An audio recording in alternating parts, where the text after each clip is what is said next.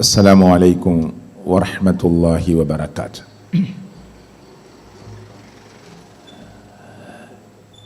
بسم الله الرحمن الرحيم. الحمد لله رب العالمين. نحمده ونستعينه ونؤمن به ونتوكل عليه ونعوذ بالله من شرور أنفسنا ومن سيئات أعمالنا. اللهم صل على محمد وعلى آل محمد كما صليت على إبراهيم وعلى آل إبراهيم إنك حميد مجيد. اللهم بارك على محمد وعلى آل محمد كما باركت على إبراهيم وعلى آل إبراهيم إنك حميد مجيد. اتقوا الله حيثما كنتم.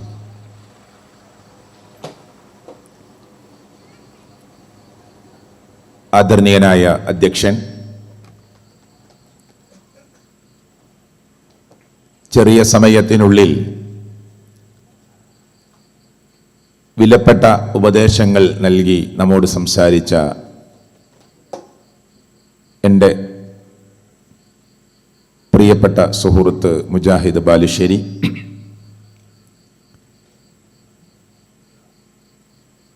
ആമുഖ ഭാഷണം നിർവഹിച്ച എൻ്റെ അനിയ സുഹൃത്ത്,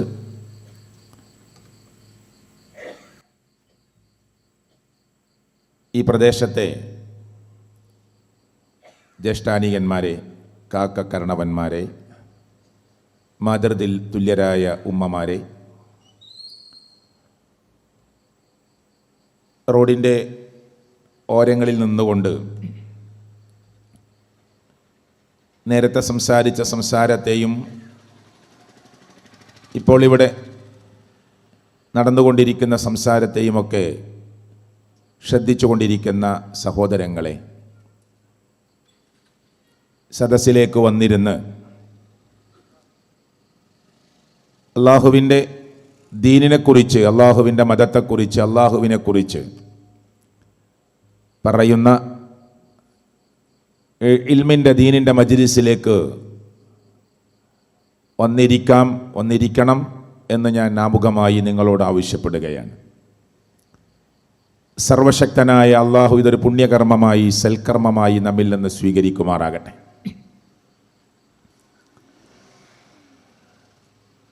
ഓരോ സംസാരങ്ങളും ഇവിടെ നടക്കുമ്പോൾ അത്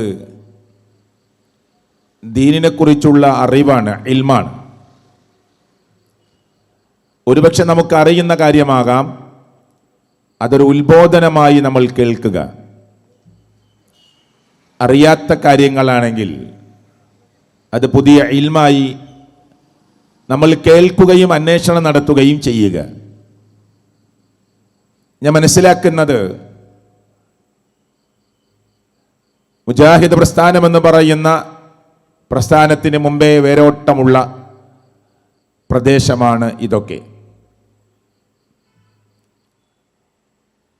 നമ്മൾ കേട്ടു, നമ്മൾ അറിഞ്ഞു.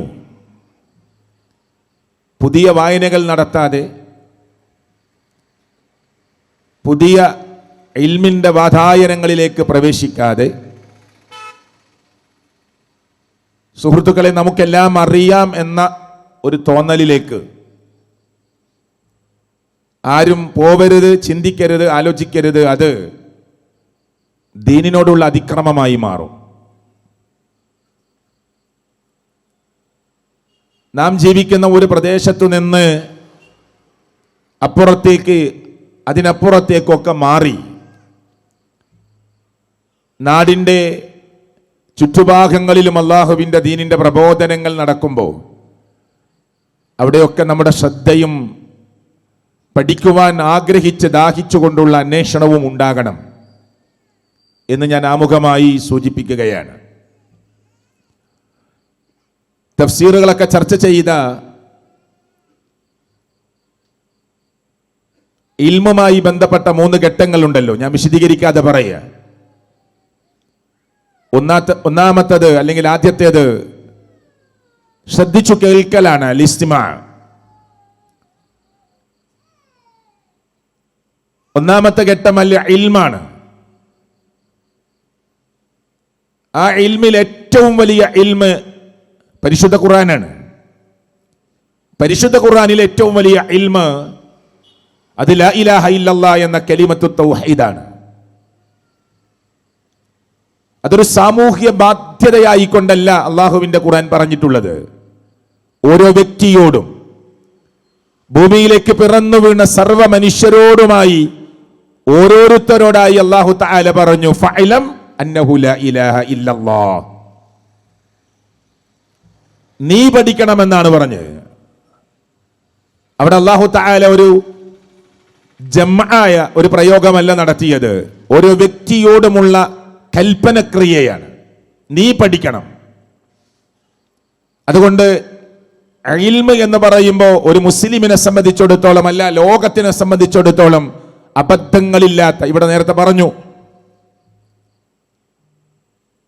പദങ്ങൾ തമ്മിൽ കൂട്ടിമുട്ടാത്ത, അർത്ഥങ്ങളിൽ ഒരിക്കലും വൈരുദ്ധ്യങ്ങൾ കാണാത്ത, അശാസ്ത്രീയ പദപ്രയോഗങ്ങളില്ലാത്ത, സുബ്ഹാനല്ലാഹ്, അല്ലാഹുവിനെ എത്ര സ്തുതിച്ചാലും മതിയാവില്ല, അൽഹംദുലില്ലാഹ്, അല്ലാഹു അക്ബർ, സുബ്ഹാനല്ലാഹി വബിഹംദിഹി സുബ്ഹാനല്ലാഹിൽ അളീം. അവൻ എത്ര വായിച്ചാലും മതിയാവില്ല, പ്രകീർത്തിച്ചാലും മതിയാവില്ല. ആ അല്ലാഹുവിന്റെ കലാമാകുന്ന ഖുർആനാണ് നമ്മുടെ മുന്നിലെ ഇൽമുകളുടെ മികച്ചു നിൽക്കുന്ന, ലോകം അവസാനിക്കുന്നത് വരെയുള്ള ഏറ്റവും പ്രധാനപ്പെട്ട ഇൽമ്. കലാമുല്ലാഹി അൽ മുനസ്സൽ അല മുഹമ്മദിൻ സല്ലല്ലാഹു അലൈഹി വസല്ലം ബിവാസിത്തത്തി ജിബ്രീൽ അലൈഹി സ്വലാത്തു വസ്സലാം എന്ന് പണ്ഡിത ലോകം നിർവചനം കൊടുത്ത അള്ളാഹുവിന്റെ സംസാരമാകുന്ന ഖുർആൻ. മുസ്ലിം ഉമ്മത്തെ നമ്മൾ അത് പഠിക്കണം, അതിൻ്റെ അർത്ഥതലങ്ങളിലേക്ക് ഇറങ്ങണം, തഫ്സീറുകൾ വായിക്കണം. വായന നമ്മിൽ നിന്ന് പതുക്കെ പതുക്കെ, അതല്ലെങ്കിൽ പരിപൂർണമായി നഷ്ടപ്പെട്ടുകൊണ്ടിരിക്കുന്നു എന്ന് പറയാവുന്ന ഒരു ലോകത്താണ് നമ്മൾ ജീവിക്കുന്നത് എന്ന ബോധം നമുക്കുണ്ടാകണം. അപ്പൊ ആദ്യത്തേത് ഇൽമാണ്. ആ ഇൽമ് നമ്മൾ കേട്ടാൽ, അറിഞ്ഞാൽ, വായിച്ചാൽ, പഠിച്ചാൽ ഹഖാണ് എന്ന് നമുക്ക് ബോധ്യപ്പെട്ടാൽ, എപ്പോഴാണ് നമ്മുടെ മരണം നമ്മെ പിടികൂടുക എന്നറിയില്ല. ഞാനൊരു കാര്യം കേട്ടു, അത് സത്യമാണ് എന്ന് എനിക്ക് ബോധ്യമായി, അത് പ്രായോഗിക തലത്തിലേക്ക്, പ്രാക്ടിക്കൽ തലങ്ങളിലേക്ക്, എൻ്റെ ജീവിതത്തിലേക്ക് കൊണ്ടുവരാൻ അടുത്ത മാസമാകാം, അടുത്ത വർഷമാകാം എന്ന് തീരുമാനിക്കാൻ, പ്രിയപ്പെട്ടവരെ, നമുക്ക് സമയമില്ല. അങ്ങനെ തീരുമാനിച്ച് മുന്നോട്ട് പോകാൻ അധികാരമില്ല നമുക്ക്. ഇന്ന് കേട്ടു ശരിയാണെന്ന് ബോധ്യമായാൽ ഉടനെ ജീവിതത്തിലേക്ക് കൊണ്ടുവരിക. അതാണ് രണ്ടാമത്തെ സ്റ്റെപ്പ്, അൽ അമലു ബിൽ ഇൽമി. പണ്ഡിതന്മാർ അതിനെ അങ്ങനെയാണ് ഹെഡിങ് കൊടുത്തത്. നിങ്ങൾ ഏതൊരു അറിവാണോ നിങ്ങൾക്ക് കിട്ടിയത്, അത് നിങ്ങളുടെ ജീവിതത്തിന്റെ പ്രായോഗിക തലങ്ങളിലേക്ക് കൊണ്ടുവരിക. 5 നേരത്തെ നമസ്കാരത്തെ കുറിച്ച് നമുക്കറിയാം, അത് നീട്ടിവെക്കാൻ പറ്റുമോ? അത് നിർബന്ധമായി നിർവഹിക്കേണ്ടതാണ്. ഹജ്ജിനെ കുറിച്ച് നമുക്കറിയാം, പണമുണ്ട്, ആരോഗ്യമുണ്ട്, എന്നിട്ട് നമ്മൾ നീട്ടിവെക്കുകയാണോ? പാടില്ലാത്തതാണ്. പരിശുദ്ധമായ നോമ്പ് റമദാനിന്റെ മാസത്തിൽ, പ്രിയപ്പെട്ടവരെ, ഇളവ് തന്ന വിഭാഗത്തിലല്ല നമ്മളുള്ളത്. പിന്നെ നമ്മൾ അത് അടുത്ത മാസമാകാമെന്ന് തീരുമാനിക്കാൻ പറ്റുമോ? തന്റെ സ്വത്തിന്റെ 2.5% സക്കാത്ത്, 100 രൂപക്ക് 2.50 അള്ളാഹു നീക്കിവെക്കാൻ പറഞ്ഞത്. 1025 പറഞ്ഞത്, 10,250, 1,02,500. അത് എന്റേതല്ല. അതാ ഇസ്ലാമികമായ ഭരണമുള്ള പ്രദേശമാണെങ്കിൽ അവിടുത്തെ ഖലീഫ അത് കൊടുക്കാൻ അവകാശപ്പെട്ടവരിൽ നിന്ന് പിടിച്ചു വാങ്ങി അത് അതിന്റെ അവകാശികളിലേക്ക്, ഇലൽ ഫുഖറാ വൽ മസാകീൻ എന്ന് പറഞ്ഞിട്ടുള്ള വിഭാഗങ്ങളിലേക്ക്, വടിയാത്രക്കാർക്ക് വേണ്ടി, കടത്തിൽ കുടുങ്ങിയവർക്ക് വേണ്ടി, തന്റെ ബുദ്ധിമുട്ടും പ്രയാസവും ആരോടും പറയാതെ മൂടിവെക്കുന്ന മിസ്കീനിനു വേണ്ടി, തന്റെ വിഷമങ്ങളെ ആളുകളെ അറിയിക്കുന്ന ഫക്കീറിനു വേണ്ടി, അങ്ങനെ എണ്ണിപ്പറഞ്ഞ വിഭാഗത്തിലേക്ക് ഇസ്ലാമികമായ ഭരണമുള്ള പ്രദേശമാണെങ്കിൽ അവിടുത്തെ ഖലീഫയുടെ നേതൃത്വത്തിൽ അത് പിടിച്ചു വാങ്ങണം. അവിടെ പ്രയോഗിച്ച വാക്കൊക്കെ അങ്ങനെയാണ്. അപ്പൊ അത് നീട്ടിവെക്കാൻ പറ്റുമോ? അടുത്ത വർഷം കൊടുക്കുക, ഈ വർഷം ഇല്ല എന്ന് പറയാനാകുമോ? അതിന് അവകാശപ്പെട്ടവനാണെങ്കിൽ, കൊടുക്കൽ നിർബന്ധമായ ഒരാളാണെങ്കിൽ, ഇങ്ങനെ ഓരോന്നും ഇസ്ലാമിന്റെ പഞ്ചസ്തംഭങ്ങളിലൂടെ അതിനപ്പുറത്തേക്കുള്ള ഓരോ കാര്യങ്ങളിലൂടെയും കടന്നു പോകുമ്പോൾ നമുക്കതിനെ കുറിച്ചുള്ളൊരു ബോധമുണ്ട്, അറിവുണ്ടെങ്കിൽ പിന്നീട് നാം അതില് മടി കാണിച്ചുകൂടാ, മാറി നിന്നുകൂടാ, ഒരു അമാന്തം കാണിച്ചുകൂടാ എന്നാണ് ഞാൻ ആമുഖമായി നിങ്ങളുടെ മുമ്പാകെ വെച്ചത്. അപ്പൊ രണ്ടാമത്തെ സ്റ്റെപ്പ് അൽ അമലു ബിൽ ഇൽമ്. മൂന്നാമത്തത്, എൻ്റെ കുടുംബത്തിൽപ്പെട്ട പലരും എനിക്കറിയാവുന്ന ഈ സത്യം അറിഞ്ഞിട്ടും അതിലേക്ക് വരുന്നില്ല, ചിലർക്ക് അറിയില്ല എങ്കിൽ അദ്ദഅവത്ത്, അതിലേക്ക് ക്ഷണിക്കലാണ്. എതിലേക്ക്? ഇലൽ ഇൽമി വൽ അമലി. നമ്മൾ ആ പഠിച്ച ഇൽമിലേക്കും പ്രിയപ്പെട്ടവരെ നമ്മൾ ചെയ്തുകൊണ്ടിരിക്കുന്ന ഈ പുണ്യകർമ്മങ്ങളിലേക്കും പാടില്ല എന്ന് നാം വിശ്വസിച്ച് മാറി നിൽക്കുന്ന ഈ ദുഷ്കർമ്മങ്ങളിൽ നിന്ന് മാറി നിൽക്കുമ്പോൾ അത് ചെയ്തുകൊണ്ടിരിക്കുന്ന അയൽവാസിയോട്, ബന്ധുവിനോട്, നാട്ടിലെ മനുഷ്യരോട് പ്രിയപ്പെട്ടവരെ അത് ചെയ്യരുത് എന്ന് പറയുക, നാം ചെയ്യുന്ന നന്മയിലേക്ക് അവരെ ക്ഷണിക്കുക. ദഅവതു ഇലൽ ഇൽമി വൽ അമലി. ആ ഇൽമിലേക്കും അമലിലേക്കും ആളുകളെ ക്ഷണിക്കലാണ്. ക്ഷണിച്ചാൽ നിങ്ങളുടെ അയൽവാസി മുമ്പ് നിങ്ങളോട് ചിരിച്ചതുപോലെ ചിരിക്കില്ല. തെറ്റാണെന്ന് പറഞ്ഞാൽ, ഒരു കല്യാണത്തിന്റെ തലേ ദിവസം കോമാളിത്തരങ്ങളും കോപ്രായങ്ങളും മ്യൂസിക്കുകൾ അരങ്ങ് തകർക്കുന്ന ഗാനമേളകളും അവിടെ നടക്കുമ്പോൾ അരുത് എന്ന് നിങ്ങളൊന്ന് പറഞ്ഞു നോക്ക്, ഇസ്ലാമികമായ വശം പറഞ്ഞു നോക്ക്. നിങ്ങളോട് ഇന്നലെ ചിരിച്ചതുപോലെ ചിരിക്കുകയില്ല. സ്വാഭാവികമാണത്, അത് സ്വാഭാവികമാണ്. അള്ളാഹുവിന്റെ പ്രവാചകൻ മുഹമ്മദ് റസൂൽ കരീം സല്ലല്ലാഹു അലൈഹി വസല്ലമ പ്രിയപ്പെട്ടവരെ ഞാനും നിങ്ങളും കേട്ടതാണ്. എല്ലാവരും ഏറ്റവും പ്രിയപ്പെട്ടവനായി കണ്ട മുത്തി നബിയെ സല്ലല്ലാഹു അലൈഹി വസല്ലമയെ മുഖം നോക്കി വിളിച്ചു കദ്ദാബ്, കള്ളവാദിയാണ് നിങ്ങളെന്ന് പറഞ്ഞില്ലേ? സാഹിറാണ് നിങ്ങളെന്ന് പറഞ്ഞില്ലേ? മാരണക്കാരനാണ് നിങ്ങളെന്ന് പറഞ്ഞില്ലേ? നുണയനാണെന്ന് പറഞ്ഞില്ലേ? ആ പ്രവാചകനെ സംബന്ധിച്ചിടത്തോളം നിങ്ങൾക്ക് ഭ്രാന്തുണ്ട്, മജ്നൂനാണെന്ന് പറഞ്ഞില്ലേ?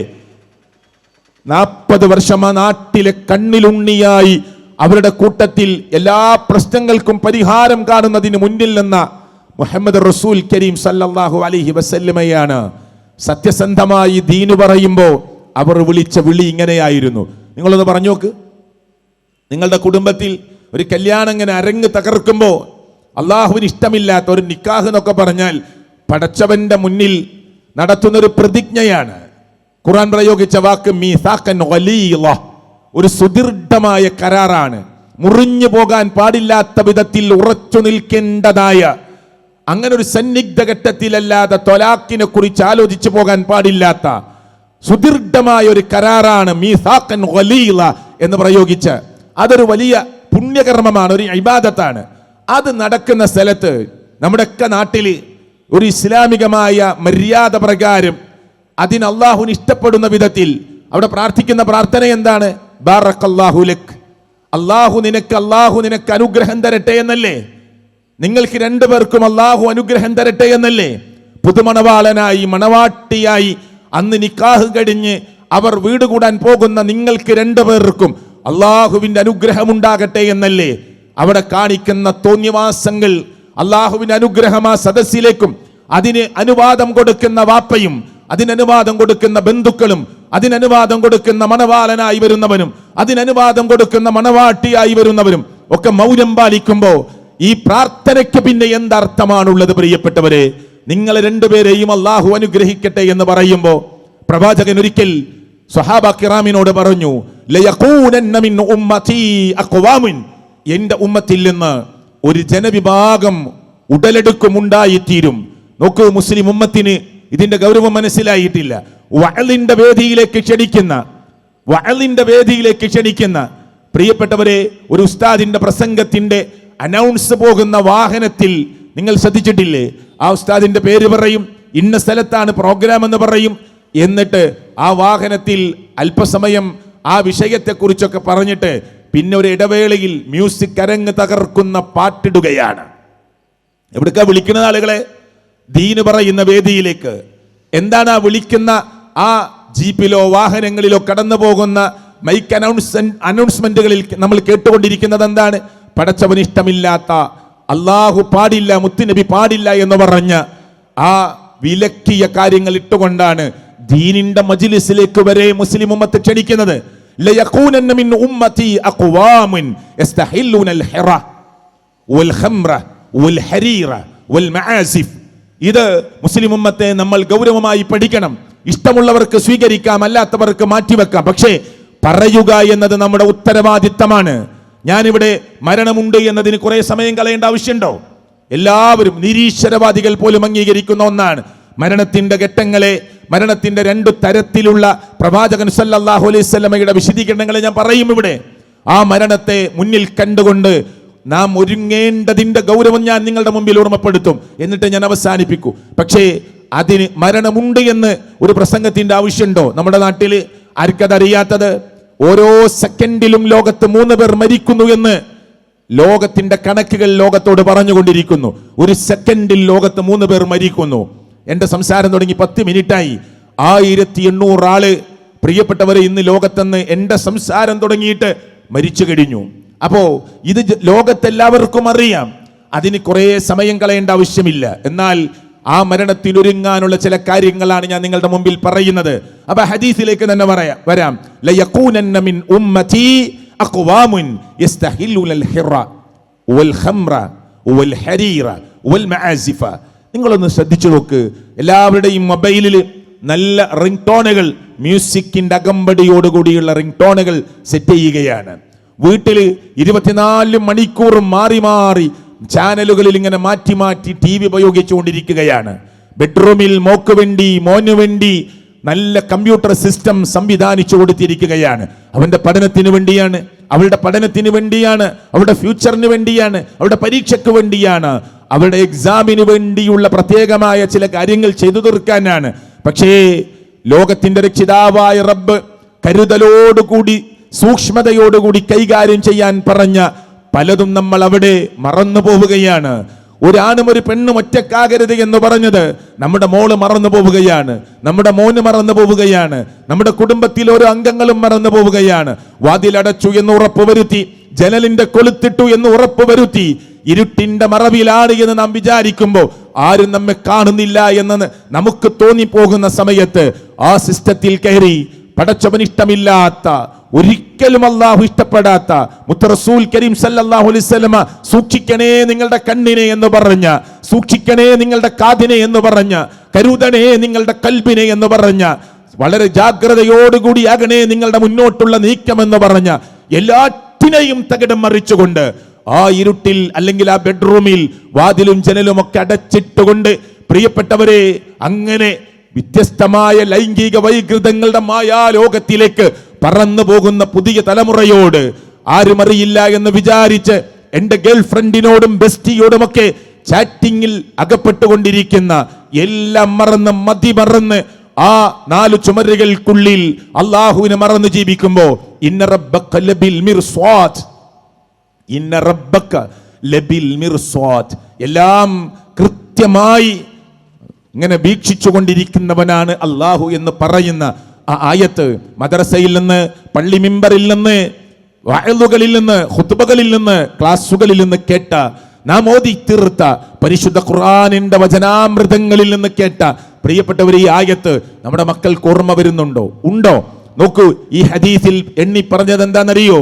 1, വ്യഭിചാരം അത് പ്രശ്നമില്ല, അനുവദനീയമാണ് എന്ന് പറയുന്ന ഒരു ടീം ആരിൽ നിന്നുണ്ടാകും? നമ്മൾ മുസ്ലിം ഉമ്മത്ത് എന്ന് പറയുമ്പോൾ അല്ല, ഈ പുതിയ ലോകത്തെ മനുഷ്യരെന്ന് പറയുമ്പോൾ മുഹമ്മദ് റസൂൽ കരീം സല്ലല്ലാഹു അലൈഹി വസല്ലമയുടെ ഉമ്മത്താണ്.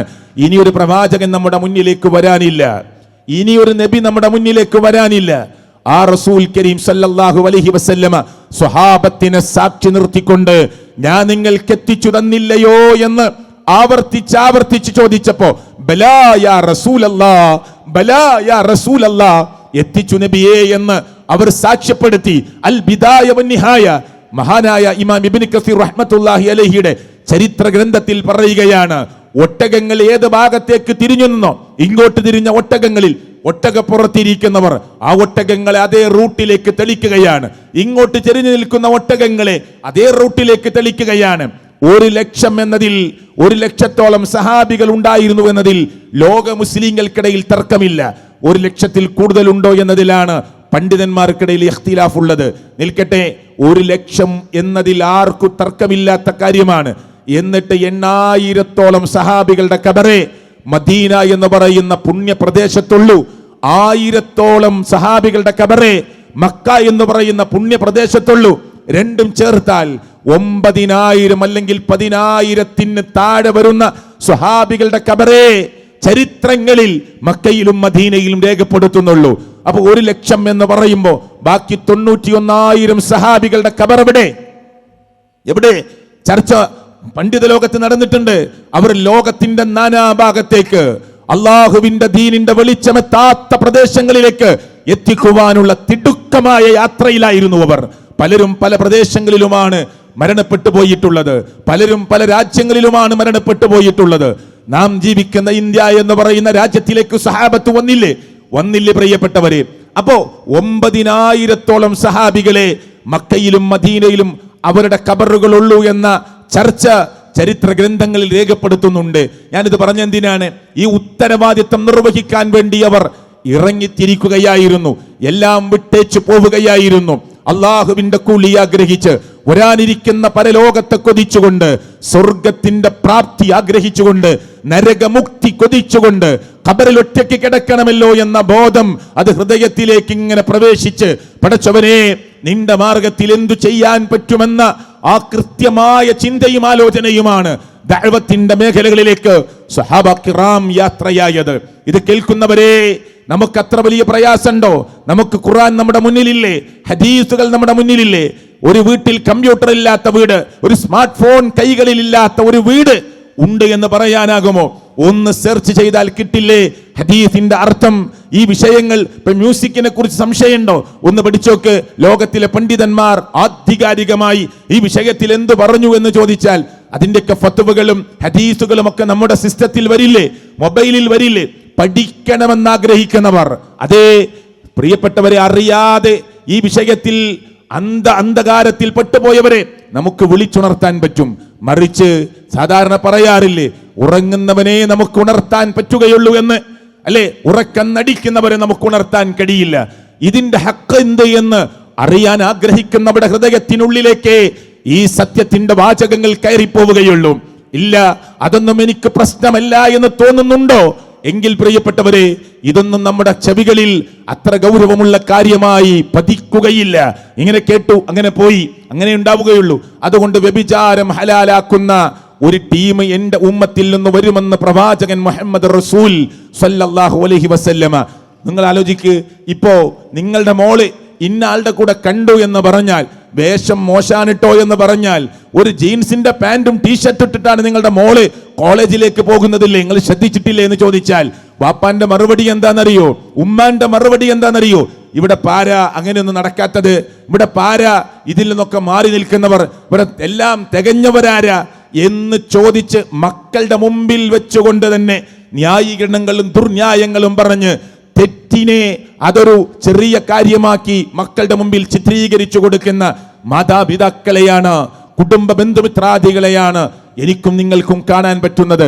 അതാണ് 1400 വർഷങ്ങൾക്ക് മുമ്പ് റസൂൽ സല്ലല്ലാഹു അലൈഹി വസല്ലം പറഞ്ഞത്, എന്റെ ഉമ്മത്തിൽ നിന്ന് വ്യഭിചാരം പ്രശ്നമല്ല എന്ന് പറയുന്ന ഒരു ടീം. വ്യഭിചാരം എന്ന് പറയുമ്പോൾ ഒരു ലൈംഗിക അവയവം കൊണ്ട് മാത്രമുള്ള വ്യഭിചാരമല്ല. മുത്തുനബിയുടെ വാക്കുകളിലൂടെ കടന്നു വന്നത് കണ്ണുകൊണ്ടുള്ള വ്യഭിചാരമുണ്ടെന്ന് പറഞ്ഞില്ലേ, കാതുകൊണ്ടുള്ള വ്യഭിചാരമുണ്ടെന്ന് പറഞ്ഞില്ലേ, ഖൽബ് കൊണ്ടുള്ള വ്യഭിചാരമുണ്ടെന്ന് പറഞ്ഞില്ലേ, കൈകൾ കൊണ്ടും കാലുകൾ കൊണ്ടുമുള്ള വ്യഭിചാരമുണ്ടെന്ന് പറഞ്ഞില്ലേ. അങ്ങനെയുള്ള മേഖലകളിലേക്ക് നടന്നു പോകുന്ന വ്യഭിചാരമാണ് കാലുകൊണ്ടുള്ള വ്യഭിചാരമെങ്കിൽ, എത്തിപ്പിടിക്കാൻ പറ്റാത്തത് ഈ അർത്ഥത്തിൽ പിടിക്കുന്നതാണ്. കൈകൊണ്ടുള്ള വ്യഭിചാരമെങ്കിൽ കാണാൻ ആഗ്രഹിച്ചുകൊണ്ട് കട്ടുനോട്ടം നടത്തുന്നതാണ്. കണ്ണിന്റെ വ്യഭിചാരമെങ്കിൽ കേൾക്കാൻ ഇഷ്ടമില്ല, പ്രിയപ്പെട്ടവരെ, പാടില്ലാത്ത ഒന്ന് അതാരും അറിയാതെ കേട്ടുകൊണ്ടിരിക്കുമ്പോ നിന്റെ കർണപുടത്തെ വ്യഭിചരിപ്പിക്കുന്നു എന്ന് അള്ളാഹുവിന്റെ പ്രവാചകൻ പറഞ്ഞത്. ഈ ഹദീസ് ഒന്ന് വെച്ച് നിങ്ങളൊന്ന് പരിശോധിച്ചു നോക്കൂ. രണ്ടാമത് പറഞ്ഞു, കള്ള് പ്രശ്നമല്ല എന്ന് പറയുന്ന ടീം എന്റെ ഉമ്മത്തിൽ നിന്നുണ്ടായി തീരുമെന്നാ പറഞ്ഞത്. എന്റെ ഉമ്മത്തിൽ നിന്ന് കള്ള് പ്രശ്നമല്ല എന്ന് പറയുന്ന ടീം ഉണ്ടായിത്തീരും.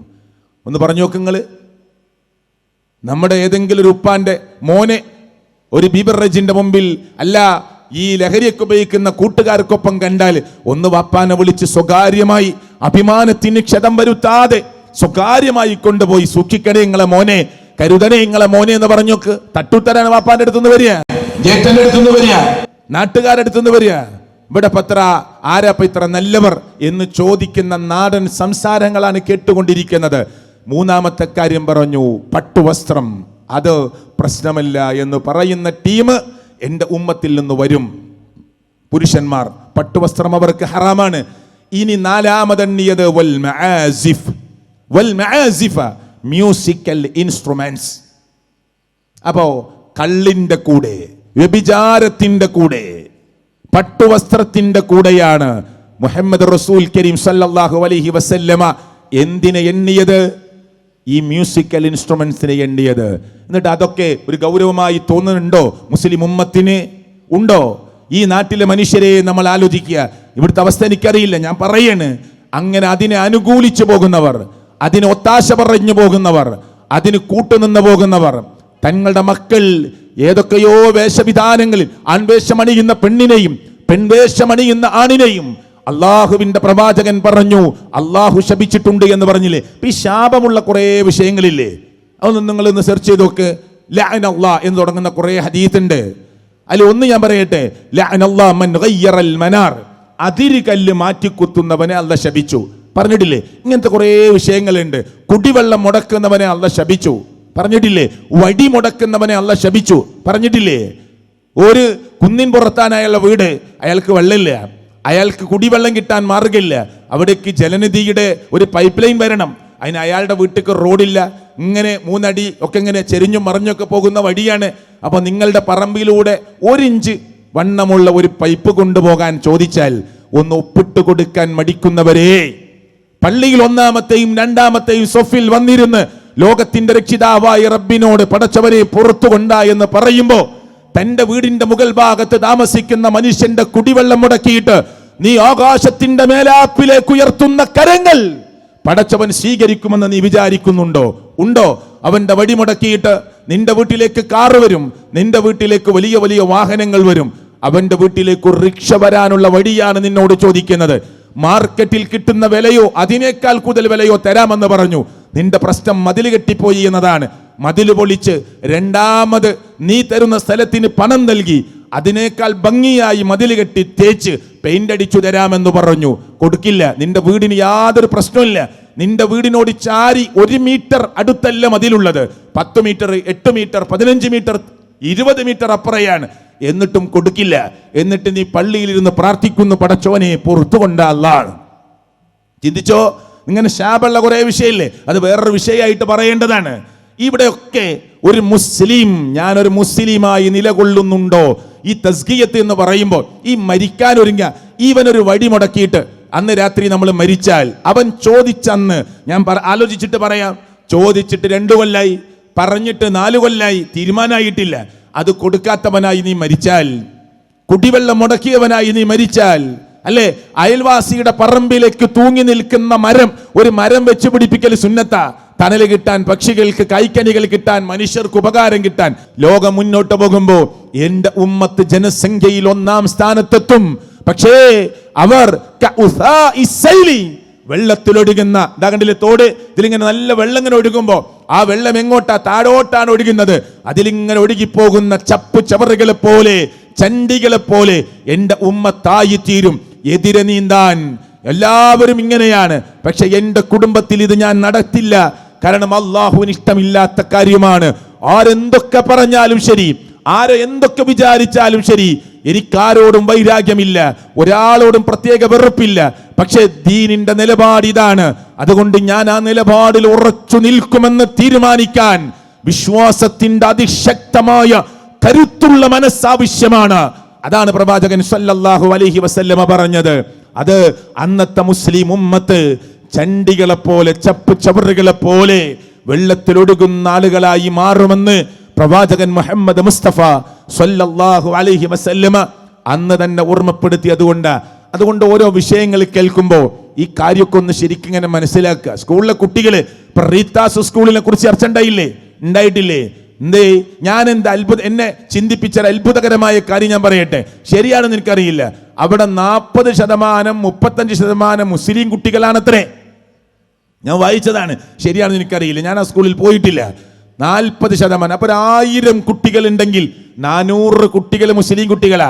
അവിടുത്തെ പ്രിൻസിപ്പാൾ ഇങ്ങനെ അണ്ടർലൈൻ ചെയ്തിട്ട് ഇങ്ങനെ സ്പെസിഫൈ ചെയ്തിട്ട് ഇങ്ങനെ പറയുന്ന ഒരു വാക്കുണ്ട്. എന്താണെന്നറിയോ? ഇവിടെ ധാരാളം മുസ്ലിം കുട്ടികളുണ്ട്, അവർക്കാർക്കും പ്രശ്നമില്ല, നിങ്ങൾക്ക് മാത്രം എന്താ പ്രശ്നം? നിങ്ങൾ ആ വാക്ക് ഇങ്ങനെ കേട്ടിട്ടുണ്ടോ? ചാനലിൽ ഇങ്ങനെ ആവർത്തിച്ച് വന്നിരുന്നു. ഇവിടുത്തെ ഒരു മുസ്ലിം കുട്ടിക്കും പ്രശ്നമില്ലല്ലോ, ഒരു മുസ്ലിം കുട്ടിയുടെ പാരന്റിനും പ്രശ്നമില്ലല്ലോ. എന്നിട്ട് വേറെ ഒരാൾ എഴുത്തിൽ ഞാൻ കണ്ടതാ 40% മുസ്ലിം കുട്ടികളാണ്. 100 ആളുണ്ടെങ്കിൽ 40, 200 ഉണ്ടെങ്കിൽ 80, 1000 ഉണ്ടെങ്കിൽ 400 കുട്ടികള് മുസ്ലിം കുട്ടികളാണ്. അതില് ഇവർക്കൊന്നും ഒരു പ്രശ്നമില്ല. അതാ പറഞ്ഞത്, ചണ്ടികളെ പോലെ ഒഴുകും സമൂഹം. എന്താ? മുട്ടുവരെയുള്ള ഡ്രസ്സ് മതി എന്ന് പറഞ്ഞാൽ ഓക്കെ, നല്ല വിദ്യാഭ്യാസം കിട്ടിയാൽ മതി, നാവിന്റെ തുമ്പത്തിങ്ങനെ ഇംഗ്ലീഷ് ഫ്ലുവന്റ് ആയിട്ട് ഇങ്ങനെ സംസാരിച്ചാൽ മതി. ദീനെന്ത്? നമ്മുടെ ഫ്യൂച്ചറല്ലേ നമ്മുടെ കുട്ടികളെ കുറിച്ച് കാണുന്നത്. അതുകൊണ്ട് ഡ്രസ്സ് പ്രശ്നമില്ല. നല്ല പാന്റും ടീഷർട്ടും ഇട്ടിട്ടാ ഒരു സ്കൂളിലേക്ക് പോകുന്നത്, അവിടെ നല്ല വിദ്യാഭ്യാസമാണ്. എന്താണ് ഈ നല്ലത് എന്നതുകൊണ്ട് നാം നിർവചിക്കുന്നത്? ആരായി നല്ലത് എന്ന് നമുക്ക് തീരുമാനിച്ചു തന്നത്? ഒരു മുസ്ലിമിൻ്റെതായ റൂട്ടുണ്ട്. ആ റൂട്ട് അനുസരിച്ച് പോകാമെന്ന് ഉറപ്പു തരുന്ന ഒരു ജനാധിപത്യ സംവിധാനം നമ്മുടെ നാടിലുണ്ട്, ഭരണഘടനയുണ്ട്. ലോകത്തിലെ ഏറ്റവും എഴുത്തിൽ നീളം കൂടിയ ഭരണഘടന അത് ഇന്ത്യയുടെ ഭരണഘടനയാണ്, അല്ലേ? ഞാൻ അങ്ങോട്ട് കിടക്കുന്നില്ല. അത് അംഗീകരിച്ചു തരുന്ന ഒരു രാജ്യത്ത് എനിക്ക് എന്റേതായ മതവിശ്വാസ ആചാര അനുഷ്ഠാനങ്ങൾ മുറുകെ പിടിച്ചു പോകാൻ അനുവാദം തരുന്ന, അവകാശം തരുന്ന ഒരു രാജ്യത്തെ പൗരൻ എന്ന നിലയ്ക്ക് എനിക്ക് എന്റെ വിശ്വാസങ്ങൾ ഒരിക്കലും നഷ്ടപ്പെടാത്ത വിധത്തിൽ എന്റെ മക്കളെ പഠിപ്പിക്കാൻ സംവിധാനം ഉണ്ടാക്കിക്കൂടെ? ഉള്ള സംവിധാനത്തിലേക്ക് അയച്ചുകൂടെ? എന്നിട്ട് പറയുന്ന വാക്കാണ് ദുർന്യായങ്ങളാണ്, അതൊന്നും നോക്കിയ കാര്യം നടക്കൂലാന്ന്. അങ്ങനെയാണ് എല്ലാ സ്ഥലത്തും. കുട്ടികൾക്ക് നിങ്ങളൊന്ന് ടെക്സ്റ്റൈൽസ് കയറിയിട്ട് ഒരു മാന്യമായ ഡ്രസ്സ്, ഒരു ചുരിദാറൊക്കെ ഒന്ന് ചോദിച്ചു നോക്ക്, നിങ്ങൾ കിട്ടാൻ പണിയാണ്. എൻ്റെ ശബ്ദം കേൾക്കണില്ലേ ഉമ്മമാലി? നിങ്ങളൊന്ന് തെരഞ്ഞു നോക്ക്. നിങ്ങൾ അറിയപ്പെട്ട നിങ്ങളുടെ പരിസരത്തുള്ള ഏറ്റവും നല്ല ടൗണിൽ ചെന്നിട്ട് നിങ്ങളുടെ മകൾക്ക് ഓപ്പണില്ലാത്തൊരു ചുരിദാർ അല്ലെങ്കിൽ നല്ല നീളം കൂടിയ ഒരു ടോപ്പ് കിട്ടാൻ വേണ്ടി ഒന്ന് ശ്രമിച്ചു നോക്ക്. അവർ പറയും ഇതൊക്കെ മോഡൽ പോയി. നിങ്ങൾ ഏത് ലോകത്താ ജീവിക്കുന്നത്? ഇപ്പൊ എല്ലാ കുട്ടികൾക്കും വേണ്ട ഷോർട്ടപ്പ്, വളരെ ഷോർട്ടായിട്ടുള്ള ടോപ്പാണ് വേണ്ടത്. കൈ ഇങ്ങനെ പൊന്തിച്ചാൽ വയറൊക്കെ ഇങ്ങനെ കാണണം, ആ അർത്ഥത്തിലുള്ള വളരെ ചെറിയ ഡ്രസ്സാണ്. നിങ്ങൾ ഏത് ലോകത്താ ജീവിക്കുന്നത്? എന്നിട്ട് അത് +1-ലും +2-ലും 11-ലും 12-ലും ഡിഗ്രിക്കും പഠിക്കുന്ന കുട്ടികള് ഇങ്ങനെ നടക്കാണ്. കല്യാണത്തിന് എല്ലാ പേക്കൂത്തുകളും അരങ്ങേറുകയാണ്. മഞ്ഞ കല്യാണമായി, അങ്ങനെ വേറെ ഡ്രസ്സ് ഇവിടെ ഉണ്ടോ എന്ന് എനിക്കറിയില്ല. എന്തൊക്കെ പേക്കൂത്തുകളാണ്. ഒരു പെണ്ണ് കാണാൻ പോകുന്നത് വരെ മരണത്തിനൊരുങ്ങിയോ എന്ന് ചോദിക്കുമ്പോ ഞാനും നിങ്ങളും ഈ ഒരുക്കം ഏത് അർത്ഥത്തിലേക്കുള്ള ഒരുക്കമാണ് ഇവിടെ നടക്കുന്നത്? പ്രിയപ്പെട്ടവരെ, നമ്മുടെ കിടയിൽ നടന്നുകൊണ്ടിരിക്കുന്നത് മരണത്തിനുള്ള ഒരുക്കമല്ല, മരണത്തെ മറന്നിട്ടുള്ള ദുനിയാവിനോടുള്ള ആർത്തി പൂണ്ട, ദുനിയാവിനോട് പ്രേമം കൂടിയ ഒരു ജീവിത ശൈലിക്ക് വേണ്ടിയുള്ള ഒരുക്കമാണ് എന്റെയും നിങ്ങളുടെയും ഒക്കെ നാട്ടിൽ നടന്നുകൊണ്ടിരിക്കുന്നത്, അല്ലേ? ഒരു പെണ്ണ് കാണാൻ പോകുമ്പോ എലാപ്പയുടെ മകൾക്ക്, മുത്താപ്പയുടെ മകൾക്ക്, ഉമ്മാന്റെ അനുജത്തിന്റെ മകൾക്ക് എല്ലാവർക്കും കാണണം, എല്ലാവർക്കും കാണണം. നിങ്ങൾ ചിന്തിച്ചു നോക്കിയിട്ടുണ്ടോ? ഇവിടെ എന്തൊക്കെയാണ് മിഠായികൾ ഇങ്ങനെ ഡെക്കറേറ്റ് ചെയ്തിട്ട്, കുത്തബ് മിനാറിന്റെ ആകൃതിയിൽ മിഠായി, താജ്മഹലിന്റെ ആകൃതിയിൽ മിഠായി, ബുർജ് ഖലീഫയുടെ ആകൃതിയിൽ മിഠായി. ഒരു ചങ്ങാതി ഇങ്ങനെ ക്രെയിൻ ഉപയോഗിച്ച് ഇറക്കി കൊടുക്കുക, ഒരു 10 മീറ്റർ 15 മീറ്റർ ഉയരത്തിൽ മിഠായി ഡെക്കറേറ്റ് ചെയ്തിട്ട്. ഇതൊക്കെ അഹന്തയും ഗർവും പൊങ്ങച്ചവും ഒക്കെ നാട്യവും കാണിച്ചിട്ട് പടച്ചവൻ നിനക്ക് തന്ന സമ്പത്ത് ആളുകൾക്കിടയിൽ വമ്പ് കാണിക്കാൻ പൊട്ടിച്ചു തീർക്കുമ്പോ പടച്ചവൻ തന്നത് തിരിച്ചു വിളിക്കാൻ, നിന്നെ കൈനീട്ടുന്ന ഒരു യാചകനാക്കി മാറ്റാൻ ലോകത്തിന്റെ രക്ഷിതാവായ റബ്ബിന് ഒരു പ്രയാസം ഉണ്ടാവില്ല. പരീക്ഷണം നമ്മുടെ മുന്നിലേക്ക് ഇനിയും വരും. കൊറോണ വന്നിട്ട് മൂക്കും മുഖമൊക്കെ മൂടിക്കെട്ടി പ്രിയപ്പെട്ടവരെ നടന്നിട്ടില്ലേ നമ്മള്? ചെറിയ ചെറിയ കല്യാണങ്ങൾ നടത്തിയില്ലേ നമ്മള്? വാപ്പ മരിച്ചപ്പോ മയ്യത്ത് കുടുംബത്തിലെ മുഴുവൻ ആളുകൾക്കും ഒന്നിച്ചു നിന്ന് നമസ്കരിക്കാൻ പറ്റാത്ത സാഹചര്യം നമ്മുടെ മുന്നിൽ കടന്നു വന്നില്ലേ? ആ കൊറോണയൊക്കെ ഒന്ന് പോയി. ഗുഡ്സില മിഠായി കൊണ്ടുപോണത്, വലിയ വലിയ ബേക്കറിയിൽ ഒന്ന് വിളിച്ചു ചോദിച്ചൊക്കെ ഒരു കല്യാണത്തിന് വേണ്ടി ഡെക്കറേറ്റ് ചെയ്യുന്ന മിഠായികളുടെ, പ്രിയപ്പെട്ടവരെ, പലഹാരങ്ങളുടെ ഈ കോലാഹലങ്ങൾക്ക് വേണ്ടി ലക്ഷങ്ങളാണ് മുൻകൂട്ടി ബുക്ക് ചെയ്ത് ബേക്കറികളെ പോലെയുള്ള വലിയ വലിയ ഷോപ്പുകളിൽ അതിനുവേണ്ട ഒരുക്കങ്ങൾ നടക്കുന്നത്. ആരാ ഇതിന്റെ ഒക്കെ പിന്നിൽ ഏറ്റവും മുന്നിൽ നിൽക്കുന്നത് എന്ന് നിങ്ങൾ പരിശോധിച്ചോ? JCBയുടെ ബക്കറ്റില്, കാളവണ്ടിയില്, ലോറിയില്, അങ്ങനെയൊക്കെ പുതുമണ്ണും പുതിയാപ്പിളയും പോയത്. ഞാൻ ഉറപ്പിച്ചു പറയുന്നു, വേറെ സമുദായത്തിൽപ്പെട്ടവരെ ഞാൻ മാറ്റി നിർത്തുകയില്ല. മറിച്ച് ആരാതിന്റെ മുന്നിൽ ഉണ്ടായിരുന്നത് നിങ്ങൾ പരിശോധിച്ചോ. അള്ളാഹു ഈ ഉമ്മത്തിനെ കാത്തിരക്ഷിക്കുമാറാകട്ടെ. അതുകൊണ്ട് നല്ല തസ്കിയത്ത് നമ്മുടെ വരും തലമുറക്ക് ഓരോ പ്രദേശത്തെയും, ഈ പ്രദേശത്തെ, ഈ ഗ്രാമപ്രദേശത്തെ, ഇതിന് ഈ ആദർശ പ്രസ്ഥാനങ്ങൾക്ക് നേതൃത്വം നൽകുന്ന മനുഷ്യരെ, നിങ്ങൾ ആദർശ നിബിഡമായ നേതൃത്വം നൽകിയിട്ടില്ലെങ്കിൽ നാളെ നിങ്ങൾ പറഞ്ഞാൽ അനുസരിക്കാത്ത, നിങ്ങളെ പുറങ്കാല് കൊണ്ട് തട്ടിമാറ്റുന്ന, ആരാ ഞങ്ങളെ ഉപദേശിക്കാൻ നിങ്ങളെ എന്ന് ആവർത്തിച്ചു ചോദിക്കുന്ന, നിങ്ങളുടെ മുഖത്തേക്ക് തിരിച്ചു തുപ്പുന്ന ഒരു പുതിയ തലമുറയെ നിങ്ങൾ നിങ്ങളുടെ കരങ്ങളാൽ വാർത്തെടുക്കും. ഉറപ്പാ, ഒരു സംശയവും വേണ്ട. അതുകൊണ്ടാ പറയുന്നത്, ആദർശ നിബിഡമായ, പടച്ചവനെ മറക്കാത്ത, പരലോകത്തെ ഓർത്തു പോകുന്ന, ഖബറിനെ കുറിച്ച് ചിന്തിക്കുന്ന, മരണത്തെക്കുറിച്ച് ആലോചിക്കുന്ന, സ്വർഗ നരകങ്ങളെ കുറിച്ച് ആലോചിച്ച് ആ സ്വർഗം എനിക്ക് കിട്ടാതെ പോകുമോ എന്ന് ആശങ്കപ്പെട്ടുകൊണ്ടിരിക്കുന്ന പ്രവാചകൻ സല്ലല്ലാഹു അലൈഹി വസല്ലം പറഞ്ഞില്ലേ, ഒരു മനുഷ്യൻ ആ നരകത്തെക്കുറിച്ച് ആലോചിച്ച്, അള്ളാഹുവിനെ കുറിച്ച് ആലോചിച്ച് ഭക്തി നിമിത്തം കരഞ്ഞു പോയാൽ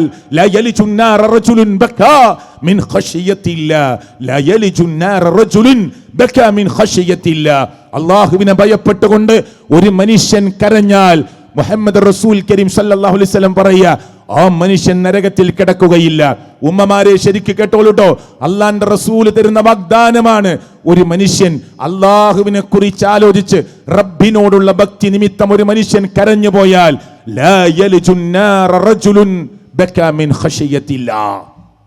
എത്ര കാലം നരകത്തിൽ കിടക്കൂല എന്നാ പറഞ്ഞത്? എത്ര കാലം? കറന്നെടുത്ത പാല് അകിടിലേക്ക് തിരിച്ചു പോകുന്നത് വരെ. കറന്നെടുത്ത പാല് അകിടിലേക്ക് തിരിച്ചു പോകുന്നത് വരെ പോകുമോ? ഒരു പശുവിന്റെ, ആടിന്റെ, മാടിന്റെ പാല് കറന്നെടുത്താൽ ആ പാല് അകിടിലേക്ക് തിരിച്ചു കയറി പോകുമോ? ഇല്ല എന്നതാണ് ഉത്തരമെങ്കിൽ ലോകരക്ഷിതാവായ റബ്ബിനെ ആലോചിച്ചിട്ട്, അതേ അർറഹ്മാനായ റബ്ബിനെ, അർറഹീമായ റബ്ബിനെ, അൽ ജബ്ബാറായ റബ്ബിനെ, അതേ കടുത്ത ശിക്ഷ നാളെ പരലോകത്ത് തരുമ്പോ ഒരു ഇളവും തരില്ല എന്ന് മുൻകൂട്ടി പറഞ്ഞ ലോകത്തിന്റെ രക്ഷിതാവായ റബ്ബിനെ, മലകളോളം നിങ്ങളുടെ ജീവിതത്തിൽ തെറ്റ് ചെയ്തു പോയോ? കടലിലെ നുരയോളം നിങ്ങളുടെ ജീവിതത്തിൽ അപകടം സംഭവിച്ചു പോയോ? അബദ്ധം സംഭവിച്ചു പോയോ? അള്ളാഹുവിന്റെ മുന്നിലേക്ക് കരങ്ങളെ ഉയർത്തി ലോകരക്ഷിതാവായ റബ്ബ് ഓരോ രാത്രിയും അതിനെ മൂന്നായി തിരിച്ചാൽ അവസാനത്തെ ഭാഗത്ത് യൻസിലു റബ്ബുനാ തബാറക വതആല ഇല സമാഇ ദുനിയ കുല്ല ലൈല, ഓരോ രാത്രിയും ലോകത്തിന്റെ രക്ഷിതാവായ റബ്ബ് അതേ ഒന്നാം ആകാശത്തിലേക്ക് ഇങ്ങനെ ഇറങ്ങി വന്നിട്ട്, ആരുണ്ട് എന്നോട് ഇസ്തിഗ്ഫാർ നടത്താൻ, ഞാൻ അവന് അത് പുറത്തു കൊടുക്കാൻ തയ്യാറാണ്. ആരുണ്ട് എന്നോട് പശ്ചാത്തപിക്കാൻ, ഞാൻ അവന് മാപ്പ് കൊടുക്കാൻ തയ്യാറാണ് എന്ന് പറഞ്ഞ് ഒരു രാത്രിയല്ല, കുല്ല ലൈല, എല്ലാ രാത്രിയും ലോകത്തിന്റെ രക്ഷിതാവായ റബ്ബ് മനുഷ്യരെ, എന്റെയും നിങ്ങളുടെയും ജീവിതത്തിൽ സംഭവിച്ചു പോകുന്ന തെറ്റുകളെ പുറത്തു തരാൻ, എന്നെയും നിങ്ങളെയും ശുദ്ധീകരിക്കാൻ പടച്ചവൻ വരുന്നു എന്ന് പറഞ്ഞിട്ട് 3 മണിക്ക്, 3:30ക്ക്, 4 മണിക്ക് എണീറ്റ് എന്റെ ശബ്ദം കേൾക്കുന്നവരുടെ കൂട്ടത്തിൽ എത്ര പേർ ഒരു 3 റക്അത്ത് നമസ്കരിച്ചു? അങ്ങനെ ശീലമുള്ളവരുണ്ട്. നിങ്ങൾ ആരും കൈപൊക്കേണ്ടതില്ല, ആരും ഉത്തരം പറയേണ്ടതില്ല. മനസ്സിനോട് ചോദിക്കൂ. ഇവിടെ ഇരിക്കുന്ന ഓരോ ഉമ്മമാരും, ഇവിടെ ഇരിക്കുന്ന ഓരോ ഉപ്പമാരും, നിങ്ങൾ മനസ്സിനോട് ചോദിക്ക്. ഒരു രാത്രി ഒരു 5 റക്അത്ത്, ഒരു 3 റക്അത്ത്, 7 റക്അത്ത്, അങ്ങനെ പതുക്കെ പതുക്കെ മുന്നോട്ട് കൊണ്ടുപോകാം. ശരി, ആ അർത്ഥത്തിൽ ഒരു 3 റക്അത്ത് നമസ്കരിച്ച് ലോകത്തിന്റെ രക്ഷിതാവായ റബ്ബിനോട് തന്റെ ദുഃഖങ്ങളും സങ്കടങ്ങളും വിഷമങ്ങളും പ്രയാസങ്ങളും ഉമ്മയുടെ മക്കളുടെ ഓരോ പ്രശ്നങ്ങള് വഴിതെറ്റിപ്പോകുന്ന ഈ പുതിയ കാലഘട്ടത്തിൽ പടച്ചവനെ, ഞങ്ങളുടെ മക്കളെ ഈ സുഹൃത്ത് വലയത്തിന്റെ മായാവൃത്തത്തിൽ കൊണ്ടുപോയി അപകടത്തിലാക്കല്ലേ എന്ന് അള്ളാഹുവിന്റെ മുമ്പിലേക്ക് കരങ്ങൾ ഉയർത്തി പറഞ്ഞ് കരഞ്ഞവർ എത്ര പേരുണ്ട്? ആരും കാണാനില്ല. ജനങ്ങളെ കുറങ്ങുകയാണ്, നമ്മൾ മാത്രം എഴുന്നേറ്റിരിക്കുകയാണ്. ഒളിവെടുത്ത് കുളിക്കണമെങ്കിൽ കുളിച്ച് ഒളിവെടുത്ത് പ്രിയപ്പെട്ടവരെ മുസല്ല വിരിച്ച് ആ താടിരോമങ്ങളിലൂടെ ഇങ്ങനെ കണ്ണുനീർ ഒറ്റി ഒറ്റി വീണ്, പ്രിയപ്പെട്ടവരെ ഈ ഇരിക്കുന്ന സദസ്സിൽ എത്ര പേരുണ്ട്? ദൂരെ നിന്ന് എന്നെ കേൾക്കുന്നവരെ, നിങ്ങളുടെ കൂട്ടത്തിൽ എത്ര പേരുണ്ട്? ഓരോരുത്തർക്കും അറിയാലോ നിങ്ങളുടെ ഭർത്താവിനെ കുറിച്ച്, നിങ്ങൾക്കറിയാമല്ലോ നിങ്ങളുടെ ഭാര്യയെ കുറിച്ച്, നിങ്ങൾക്കറിയാമല്ലോ നിങ്ങളുടെ മരുമക്കളെ കുറിച്ച്, നിങ്ങൾക്കറിയാമല്ലോ നിങ്ങളുടെ മക്കളെ കുറിച്ച്, നിങ്ങൾക്കറിയാമല്ലോ നിങ്ങളുടെ ജേട്ടന്മാരെ കുറിച്ച്, അനുജന്മാരെ കുറിച്ച്. ഉത്തരം പറയൂ മനസ്സിൽ. എത്ര പേരുണ്ട് ഈ സമ്മേളിച്ചിരിക്കുന്ന ആളുകളുടെ കൂട്ടത്തിൽ അള്ളാഹുവിനെ ഓർത്തുകൊണ്ട് രാത്രി എഴുന്നേറ്റ് ഒറ്റക്കിരുന്ന് കരയുന്നവർ, ഒരു 3, 5, 7, 9, 11 റക്അത്ത് നമസ്കരിക്കുന്നവർ, ഉത്തരം പറയൂ നമ്മുടെ മനസ്സിനോട്. അള്ളാഹുവിന്റെ പ്രവാചകന്റെ വാഗ്ദാനമാണ്. എന്താണ് വാഗ്ദാനം? അങ്ങനെ കരഞ്ഞവൻ ഇല്ല, കറന്നെടുത്ത പാല് അകിടിലേക്ക് തിരിച്ചു പോകുന്നത് വരെ ഒരിക്കലും അവൻ നരകത്തിൽ പ്രവേശിക്കുകയില്ല. ആ ഹദീസിന്റെ ബാക്കി എന്താണെന്നറിയോ?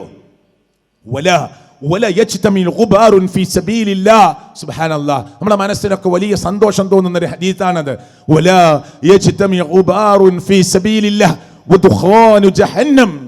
ഇപ്പൊ നമ്മള് ഒരു തസ്കിയത്താണ് ഇത്രയും സമയം പറഞ്ഞത്. അതുവരെ ഇഷ്ടപ്പെടാത്ത ആളുകൾ ഉണ്ടാവും. എന്ത് സംസാരം എന്നൊക്കെ ചിന്തിക്കുന്ന ആളുകൾ ഉണ്ടാവും. ഇവർക്കൊന്നും നേരം വെളുത്തിട്ടില്ല എന്ന് ആലോചിക്കുന്ന ആളുകൾ ഉണ്ടാവും. മ്യൂസിക്കിനെ എതിർക്കുന്ന, വേഷവിധാനത്തെ എതിർക്കുന്ന, ഇന്നത്തെ കാലത്ത് ഇതൊക്കെ മുന്നോട്ട് പോകുന്നൊക്കെ ചിന്തിക്കുന്ന ആളുകൾ ഉണ്ടാവും. എന്നാൽ കുത്തുവാക്ക് പറയുന്നവർ ഇല്ല, അല്ലാഹു അവർക്ക് പുറത്തു കൊടുക്കുമാറാകട്ടെ. തൗഹീദ് പറയുമ്പോ കൂക്കി വിളിക്കുന്നവർ അല്ലാഹു അവർക്ക് പുറത്തു കൊടുക്കുമാറാകട്ടെ. ചീമുട്ട കൊണ്ടെറിഞ്ഞവർ അല്ലാഹു അവർക്ക് പുറത്തു കൊടുക്കുമാറാകട്ടെ. കല്ലെറിഞ്ഞവർ അല്ലാഹു അവർക്ക് പുറത്തു കൊടുക്കുമാറാകട്ടെ. നമ്മുടെ മനസ്സിലുള്ള ആശ്വാസം എന്തെന്നറിയുമോ?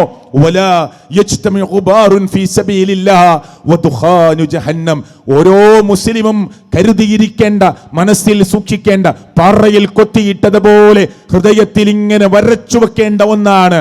നിങ്ങൾ കേൾക്കേണ്ടി വരുന്ന ആക്ഷേപങ്ങൾ, നിങ്ങൾ കേൾക്കേണ്ടി വരുന്ന ആരോപണങ്ങൾ, നിങ്ങൾ കേൾക്കേണ്ടി വരുന്ന കുത്തുവാക്കുകൾ, നിങ്ങൾ കേൾക്കേണ്ടി വരുന്ന അപഹാസ്യങ്ങൾ, നിങ്ങൾ കേൾക്കേണ്ടി വരുന്ന പരിഹാസവാക്കുകൾ എല്ലാം അള്ളാഹുവിന്റെ മാർഗത്തിലുള്ള പൊടിപടലങ്ങളാണ്. അത് ഒരിക്കലും നരകത്തിന്റെ പുകയുമായി, ഉരുണ്ട് കയറുന്ന നരകത്തിന്റെ പുകയുമായി യോജിക്കുകയില്ല എന്ന് അല്ലാഹു തആലയുടെ പ്രവാചകൻ മുഹമ്മദ് മുസ്തഫ സ്വല്ലല്ലാഹു അലൈഹി വസല്ലം. ക്ഷമിച്ചോ, കുത്തുവാക്ക് കേൾക്കുമ്പോ, ഈ തിന്മക്കെതിരെ നിങ്ങൾ പറയുമ്പോ നിങ്ങൾ ഒറ്റപ്പെടും, നിങ്ങളെ ഒറ്റപ്പെടുത്തും. നിങ്ങൾക്കൊന്നും ഇന്നും കാര്യങ്ങളെ ഈ ലോകം തിരിയാത്തവരാണെന്ന് പറയും. ക്ഷമിച്ചോ, ചിരിച്ചോ, കാര്യങ്ങൾ പറഞ്ഞു കൊടുത്തോ.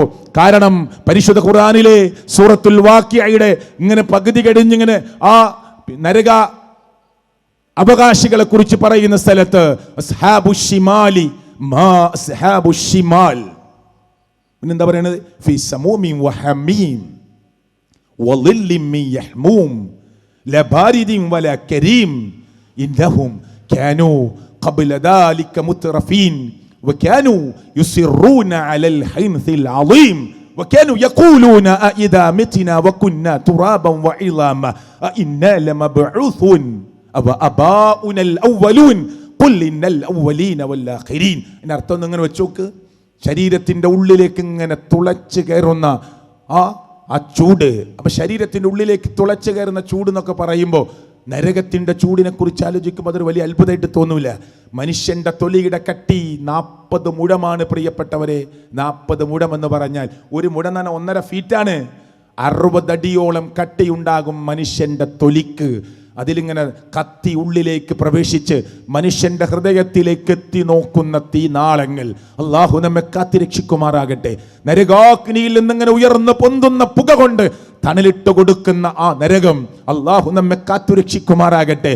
എന്നിട്ട് അല്ലാഹു പറയാ, ഇതവർക്ക് കൊടുക്കാനുള്ള കാരണം എന്താണെന്നറിയോ?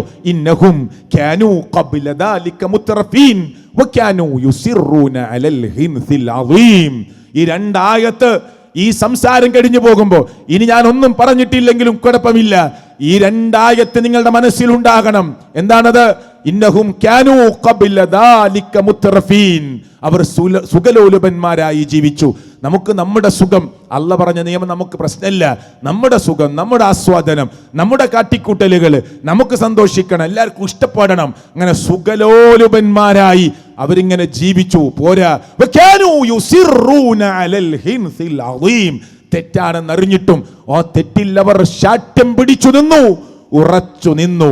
തെറ്റാണെന്നറിഞ്ഞാൽ, യുവാക്കളെ, എന്നെ കേൾക്കുന്നവരെ, ഇത് ശരിയല്ലെന്നറിഞ്ഞാൽ ആര് നമുക്കെതിരായാലും ആ ശരിയല്ലാത്തതിനെ വിട്ട് ശരിയുടെ മാർഗത്തിലേക്ക്, ഋജുവായ, നേരായ, ചൊവ്വായ, ശരിയായ സിറാത്തുൻ മുസ്തഖീമായ മാർഗത്തിലേക്ക് വരാൻ ഒരാളും നമ്മുടെ മുന്നിൽ തടസ്സമായി കൂടാ. കാരണം തെറ്റാണെന്നറിഞ്ഞിട്ട് ആ തെറ്റിൽ ഞാൻ നിന്നുപോയാൽ, ഉറച്ചു നിന്നാൽ നരകം എന്നെ പിടികൂടും. നാളെ ഒരു രക്ഷയും ഉണ്ടാവില്ല. അതാ പറഞ്ഞത്, ഇന്നഹും കാനൂ ഖബ്ല ദാലിക മുത്രഫീൻ വകാനൂ യുസിറൂന അലൽ ഹിൻസിൽ അളീം വകാനൂ യഖൂലൂന അഇദാ മിത്നാ വകുന്നാ തുറാബൻ വഇളാമ അഇന്നാ ലമബ്ഊസൂൻ. ഇതെന്തൊരു ഉയർത്തെഴുന്നേൽപ്പാണ്! എല്ലും ശരീരമൊക്കെ മണ്ണായി തീർന്ന് അവിടെ അങ്ങോട്ട് തീർന്നു പോയിരുന്നെങ്കിൽ എന്ന് മനുഷ്യൻ ആലോചിച്ചു പോകുന്ന, പരലോകമെന്ന് പറയുന്ന റബ്ബിന്റെ കോടതിയിലേക്ക് നമ്മെ തിരിച്ചു കൊണ്ടുവരുന്ന ആ സമയത്ത് ഭയവിഹ്വലരായി മനുഷ്യനിങ്ങനെ അന്താളിപ്പോടുകൂടി വർത്തമാനം പറഞ്ഞു പോകുന്ന ഒരു ലോകം വരാനുണ്ട് എന്ന് അള്ളാഹുവിന്റെ മുന്നറിയിപ്പാണ്. ആ മുന്നറിയിപ്പിനെയാണ് പ്രിയപ്പെട്ടവരെ ഞാനും നിങ്ങളും കാണേണ്ടത്.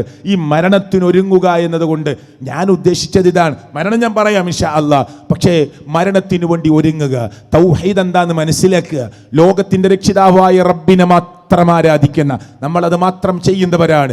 അള്ളാഹു നിലനിർത്തുമാറാകട്ടെ. റബ്ബിന്റെ വഹ്ദാനിയത്തിൽ ഒരു മൈന്യൂട്ട് പോയിന്റ് പോലും കളങ്കമുണ്ടാകരുത് എന്ന് ആത്മാർത്ഥമായി വിശ്വസിക്കുകയും ആത്മാർത്ഥമായി അതിനുവേണ്ടി പ്രവർത്തിക്കുകയും ചെയ്യുന്ന നിഷ്കളങ്കരായ നമ്മെ അള്ളാഹു ഈ അള്ളാഹുവിന്റെ ദീനിൽ ഉറപ്പിച്ചു നിർത്തി ഇതിന്റെ ദഅവത്തിന്റെ പ്രോജ്വലമായ മേഖലയിൽ മുന്നോട്ട് പോകാൻ, ഇതിന്റെ നല്ല മുന്നോട്ടുള്ള ശക്തമായ ഗമനം നടത്താൻ അള്ളാഹു തആല നമുക്ക് തൗഫീക്ക് നൽകുമാറാകട്ടെ. ഒരു നിലക്കുമുള്ള കെട്ടിക്കൊണ്ടുവന്ന നിങ്ങളുടെ മരുമക്കൾ ഉണ്ടാകും. എന്താ ഒരു നൂല് കെട്ടിയാൽ, എന്താ ഒരു ഏലസ് കെട്ടിയാൽ എന്നൊക്കെ ചിന്തിച്ചു പോകുന്ന, അല്ലേ, ഈ അസുഖത്തിന്, മോന്റെ അസുഖത്തിന് ഇല്ല, ഇങ്ങനെയൊന്നും ഡോക്ടറെ കാണിച്ചിട്ട് മാറുന്നില്ല. പലരും നമ്മുടെ ചെവിയിൽ കുറുകുറു വർത്തമാനങ്ങൾ പറയുമ്പോൾ പ്രിയപ്പെട്ടവരെ ചിലപ്പോൾ തോന്നിപ്പോകാം, അവിടെ ഒന്ന് പോയാലോ ഇവിടെ ഒന്ന് പോയാലോ. ഇല്ല, ഒരു നിലക്കുമുള്ള ഷിർക്കിന്റെ ഒരു അംശം പോലും നമ്മുടെ ജീവിതത്തിന്റെ ഭാഗത്ത് വരരുത്. കാരണം എന്താ അറിയോ? ഇമാം ബുഖാരി ഉദ്ധരിക്കുന്ന, ഇമാം മുസ്ലിം ഉദ്ധരിക്കുന്ന, ഇമാം തുർമുദി ഉദ്ധരിക്കുന്ന, ഇമാം നസായി ഉദ്ധരിക്കുന്ന, ഇമാം ഇബ്നു മാജ ഉദ്ധരിക്കുന്ന, ഇമാം അബൂ ദാവൂദ് ഉദ്ധരിക്കുന്ന അധിക ഹദീസിന്റെ ഗ്രന്ഥങ്ങളിലും വന്ന ഒരു ഹദീസ് എന്താണെന്നറിയോ പ്രിയപ്പെട്ടവരെ? മൻ മാത ലാ യുശ്രികു ബില്ലാഹി ശൈഅ. ഒരു മനുഷ്യൻ മരിച്ചു, അവൻ ഒന്നിനെയും ശിർക്ക് വെക്കാതെയാണ് മരിച്ചത്. അള്ളാഹുവിൽ ഒന്നിനെയും ശിർക്ക് വെക്കാതെയാണ് ഒരാൾ മരിച്ചതെങ്കിൽ എന്താ റസൂൽ കരീം സല്ലല്ലാഹു അലൈഹി വസല്ലം പറഞ്ഞത്? ദഖലൽ ജന്ന, അവൻ സ്വർഗത്തിൽ പ്രവേശിച്ചു. അള്ളാഹു നമ്മെ പ്രവേശിപ്പിക്കുമാറാകട്ടെ നാളെയുടെ ലോകത്ത്. സുഹൃത്തുക്കളെ, ഒരു മനുഷ്യൻ ശിർക്ക് വെക്കാതെ മരിച്ചാൽ അവൻ സ്വർഗത്തിലാണ്. വമൻ മാത യുശ്രികു ബില്ലാഹി ശൈഅ, എന്തെങ്കിലും ഒന്ന് അള്ളാഹുവിൽ പങ്കു ചേർത്തുകൊണ്ടാണ് ഒരാൾ മരിച്ചതെങ്കിൽ ദഖലൻ നാറ, അവൻ നരകത്തിലാണ്. അള്ളാഹു നമ്മെ കാത്തി രക്ഷിക്കുമാറാകട്ടെ. വലിയ ശിർക്കിൽ നിന്നും ചെറിയ ശിർക്കിൽ നിന്നുമൊക്കെ സർവശക്തനായ അള്ളാഹു നമ്മെ കാത്തു രക്ഷിക്കുമാറാകട്ടെ. ഇത് ഇമാം ബുഖാരി, മുസ്ലിം, തിർമിദി, നസായി റഹ്മത്തുള്ളാഹി അലൈഹിം അധിക ഹദീസിന്റെ ഗ്രന്ഥങ്ങളിലും പണ്ഡിതന്മാരുടെ റിപ്പോർട്ടുകളിലും കടന്നു വരുന്ന ഹദീസാണ്. അള്ളാഹു തആല നമ്മെ കാത്തു രക്ഷിക്കുമാറാകട്ടെ. ഗൗരവമായ കാര്യങ്ങളെ ഗൗരവമായി കാണാൻ നമുക്ക് കഴിയണം. അതിൽ നിന്ന് മാറി നിൽക്കുക എന്നതാണ് ഒരു മുസ്ലിമിനെ സംബന്ധിച്ചിടത്തോളം ജീവിതത്തിൽ കടുത്ത പാപം വരാതിരിക്കുക എന്നതാണ് മരണത്തിനു വേണ്ടി ഒരുങ്ങുക എന്നതിൻ്റെ ഏറ്റവും പ്രധാനപ്പെട്ട ഒന്ന്. നാളെ അർശിന്റെ തണലിങ്ങനെ കൊടുക്കും എന്ന് പറഞ്ഞ കൂട്ടത്തിൽ യുവാക്കളെ നമ്മളെ എണ്ണിയില്ലേ? എന്താ എണ്ണിയത്? അല്ലാഹുവിനെ ഇബാദത്ത് ചെയ്ത് ജീവിക്കുന്ന യുവാവ്, യുവതി, ചെറുപ്പക്കാരികളെ, നൂജൻ വിഭാഗമേ, അള്ളാഹുവിന്റെ ദീനിനു വേണ്ടി ത്യാഗം സഹിക്കാൻ തയ്യാറാവണം. മുജാഹിദ് എന്ന പദത്തിന്റെ അർത്ഥം തന്നെ അതാ, ത്യാഗം സഹിക്കുന്നവനെന്നാണ്. അതുകൊണ്ട് ചെറുപ്പക്കാരെ, പടച്ചവന് വേണ്ടി ത്യാഗം സഹിക്കാൻ, ക്ലബിന് വേണ്ടി, രാഷ്ട്രീയത്തിന് വേണ്ടി, ഇപ്പൊ ഇനി പഞ്ചായത്ത് ഇലക്ഷനില്ലേ ഓടി നടക്കുന്ന ചെറുപ്പക്കാരെ, ലോകത്തിന്റെ രക്ഷിതാവായ റബ്ബിന്റെ വഹ്ദാനിയത്തിന് വേണ്ടി, അവന്റെ ദീനിന്റെ പ്രചാരണത്തിന് വേണ്ടി, അവന്റെ പള്ളിക്ക് വേണ്ടി, പ്രിയപ്പെട്ടവരെ, ഖബറിൽ ഒറ്റയ്ക്ക് കിടക്കുമല്ലോ എന്ന ബോധം ഉണ്ടായതിന്റെ പേരിൽ ഞാനും നിങ്ങളും ഏതർത്ഥത്തിലുള്ള ഓട്ടമാണ് നടത്തിയിട്ടുള്ളത്? എന്റെ മോക്ക് +1 +2 അല്ല, SSLC പരീക്ഷക്കൊരുങ്ങുന്ന മോക്ക് രാവിലെയും വൈകുന്നേരവും ട്യൂഷൻ സംഘടിപ്പിച്ചപ്പോ പ്രിയപ്പെട്ടവരെ, ഈ വാപ്പ ഇന്ന് മരിച്ചാൽ ആ മോളെ വിളിച്ച് ചോദിക്കണം, ആ മോനെ വിളിച്ച് ചോദിക്കണം, സ്വകാര്യമായി ഒന്നിരുത്തി കാറിലിരുത്തി അഭിമാനത്തിന് ക്ഷതം വരുത്തണ്ട, ആൾക്കൂട്ടത്തിന് നടുവിൽ വെച്ച് ചോദിക്കണ്ട, മോനെ മയ്യത്ത് നിസ്കാരത്തിന്റെ 4 തക്ബീറുകളിൽ എന്താണ് ചൊല്ലേണ്ടത്? ഒന്നാമത്തെ തക്ബീർ, രണ്ടാമത്തെ തക്ബീർ അവൻ ഉത്തരം തന്നു. മൂന്നാമത്തെ തക്ബീറിൽ മയ്യത്തിനു വേണ്ടിയുള്ള പ്രാർത്ഥനയാണ്. മരിച്ചു കിടക്കുന്ന വാപ്പാക്ക് വേണ്ടി, നമ്മെ കഷ്ടപ്പെട്ട് വളർത്തിയ ഉമ്മാക്ക് വേണ്ടി, നമുക്ക് വേണ്ടി ജീവിതത്തിന്റെ എല്ലാ ദുഃഖങ്ങളും സന്തോഷങ്ങളും നമ്മിൽ നിന്ന് മറച്ചു വെച്ച, നമ്മിൽ നിന്ന് മറച്ചു വെച്ച മെഴുകുതിരി പോലെ ഉരുകിത്തീർന്ന നമ്മുടെ വാപ്പ, പ്രിയപ്പെട്ടവർ, ഈ ഖബറിൽ കിടക്കുമ്പോ, പ്രിയപ്പെട്ടവരെ, അല്ലെങ്കിൽ ഖബറിന്റെ മുന്നിൽ എത്തുന്നതിന് മുമ്പ് നിസ്കാരത്തിന്റെ മുന്നിൽ നമ്മുടെ മുന്നിൽ വന്നു നിൽക്കുമ്പോ, പടച്ചവനെ അല്ലാഹുവേ പുറത്തു കൊടുക്കണേ, എന്റെ വാപ്പാക്ക്, പടച്ചവനെ പുറത്തു കൊടുക്കണേ എന്റെ ഉമ്മാക്ക് എന്ന് പറഞ്ഞിട്ട് ആ കൈകെട്ടി നിന്ന് പ്രാർത്ഥിക്കില്ലേ? ആ പ്രാർത്ഥന നിങ്ങളുടെ SSLC മോന്, മോക്ക്, +1 +2 മോന്, മോക്ക്, ഡിഗ്രിക്കാരനായ നിങ്ങളുടെ മകന്, മകൾക്ക് എത്ര പേർ അർത്ഥസഹിതം അറിയും? നിങ്ങൾ എത്ര വലിയ കോഴ്സ് തിരഞ്ഞെടുത്താലും ഞാൻ ചോദിക്കുന്നു നിങ്ങളോട്, നിങ്ങൾ ഈ കഷ്ടപ്പെട്ട് വളർത്തിയ മോനും മോളും നാളെ നിങ്ങൾക്കെതിരെ തിരിഞ്ഞാൽ പരലോകത്ത് എന്റെ ഉമ്മാനെ തരുമോ റബ്ബേ, എന്റെ വാപ്പാനെ തരുമോ റബ്ബേ? വൈക്കോൽ ചവിട്ടി മതിക്കുന്നത് പോലെ കാലിനടിയിലിട്ട് ചവിട്ടാമെന്ന് നമ്മുടെ മക്കൾ നമുക്കെതിരെ തിരിഞ്ഞ് പടച്ചവനോട് നാളെ പറയുന്നൊരവസ്ഥ വന്നാൽ, ആർക്കു വേണ്ടിയാണ് മാതാപിതാക്കളെ നിങ്ങൾ അധ്വാനിച്ചത്? എന്നെ കേൾക്കുന്ന ഈ നാട്ടിലെ മനുഷ്യരെ, ആർക്കു വേണ്ടിയാണ് നിങ്ങൾ രാപ്പകൽ അധ്വാനിച്ചത്?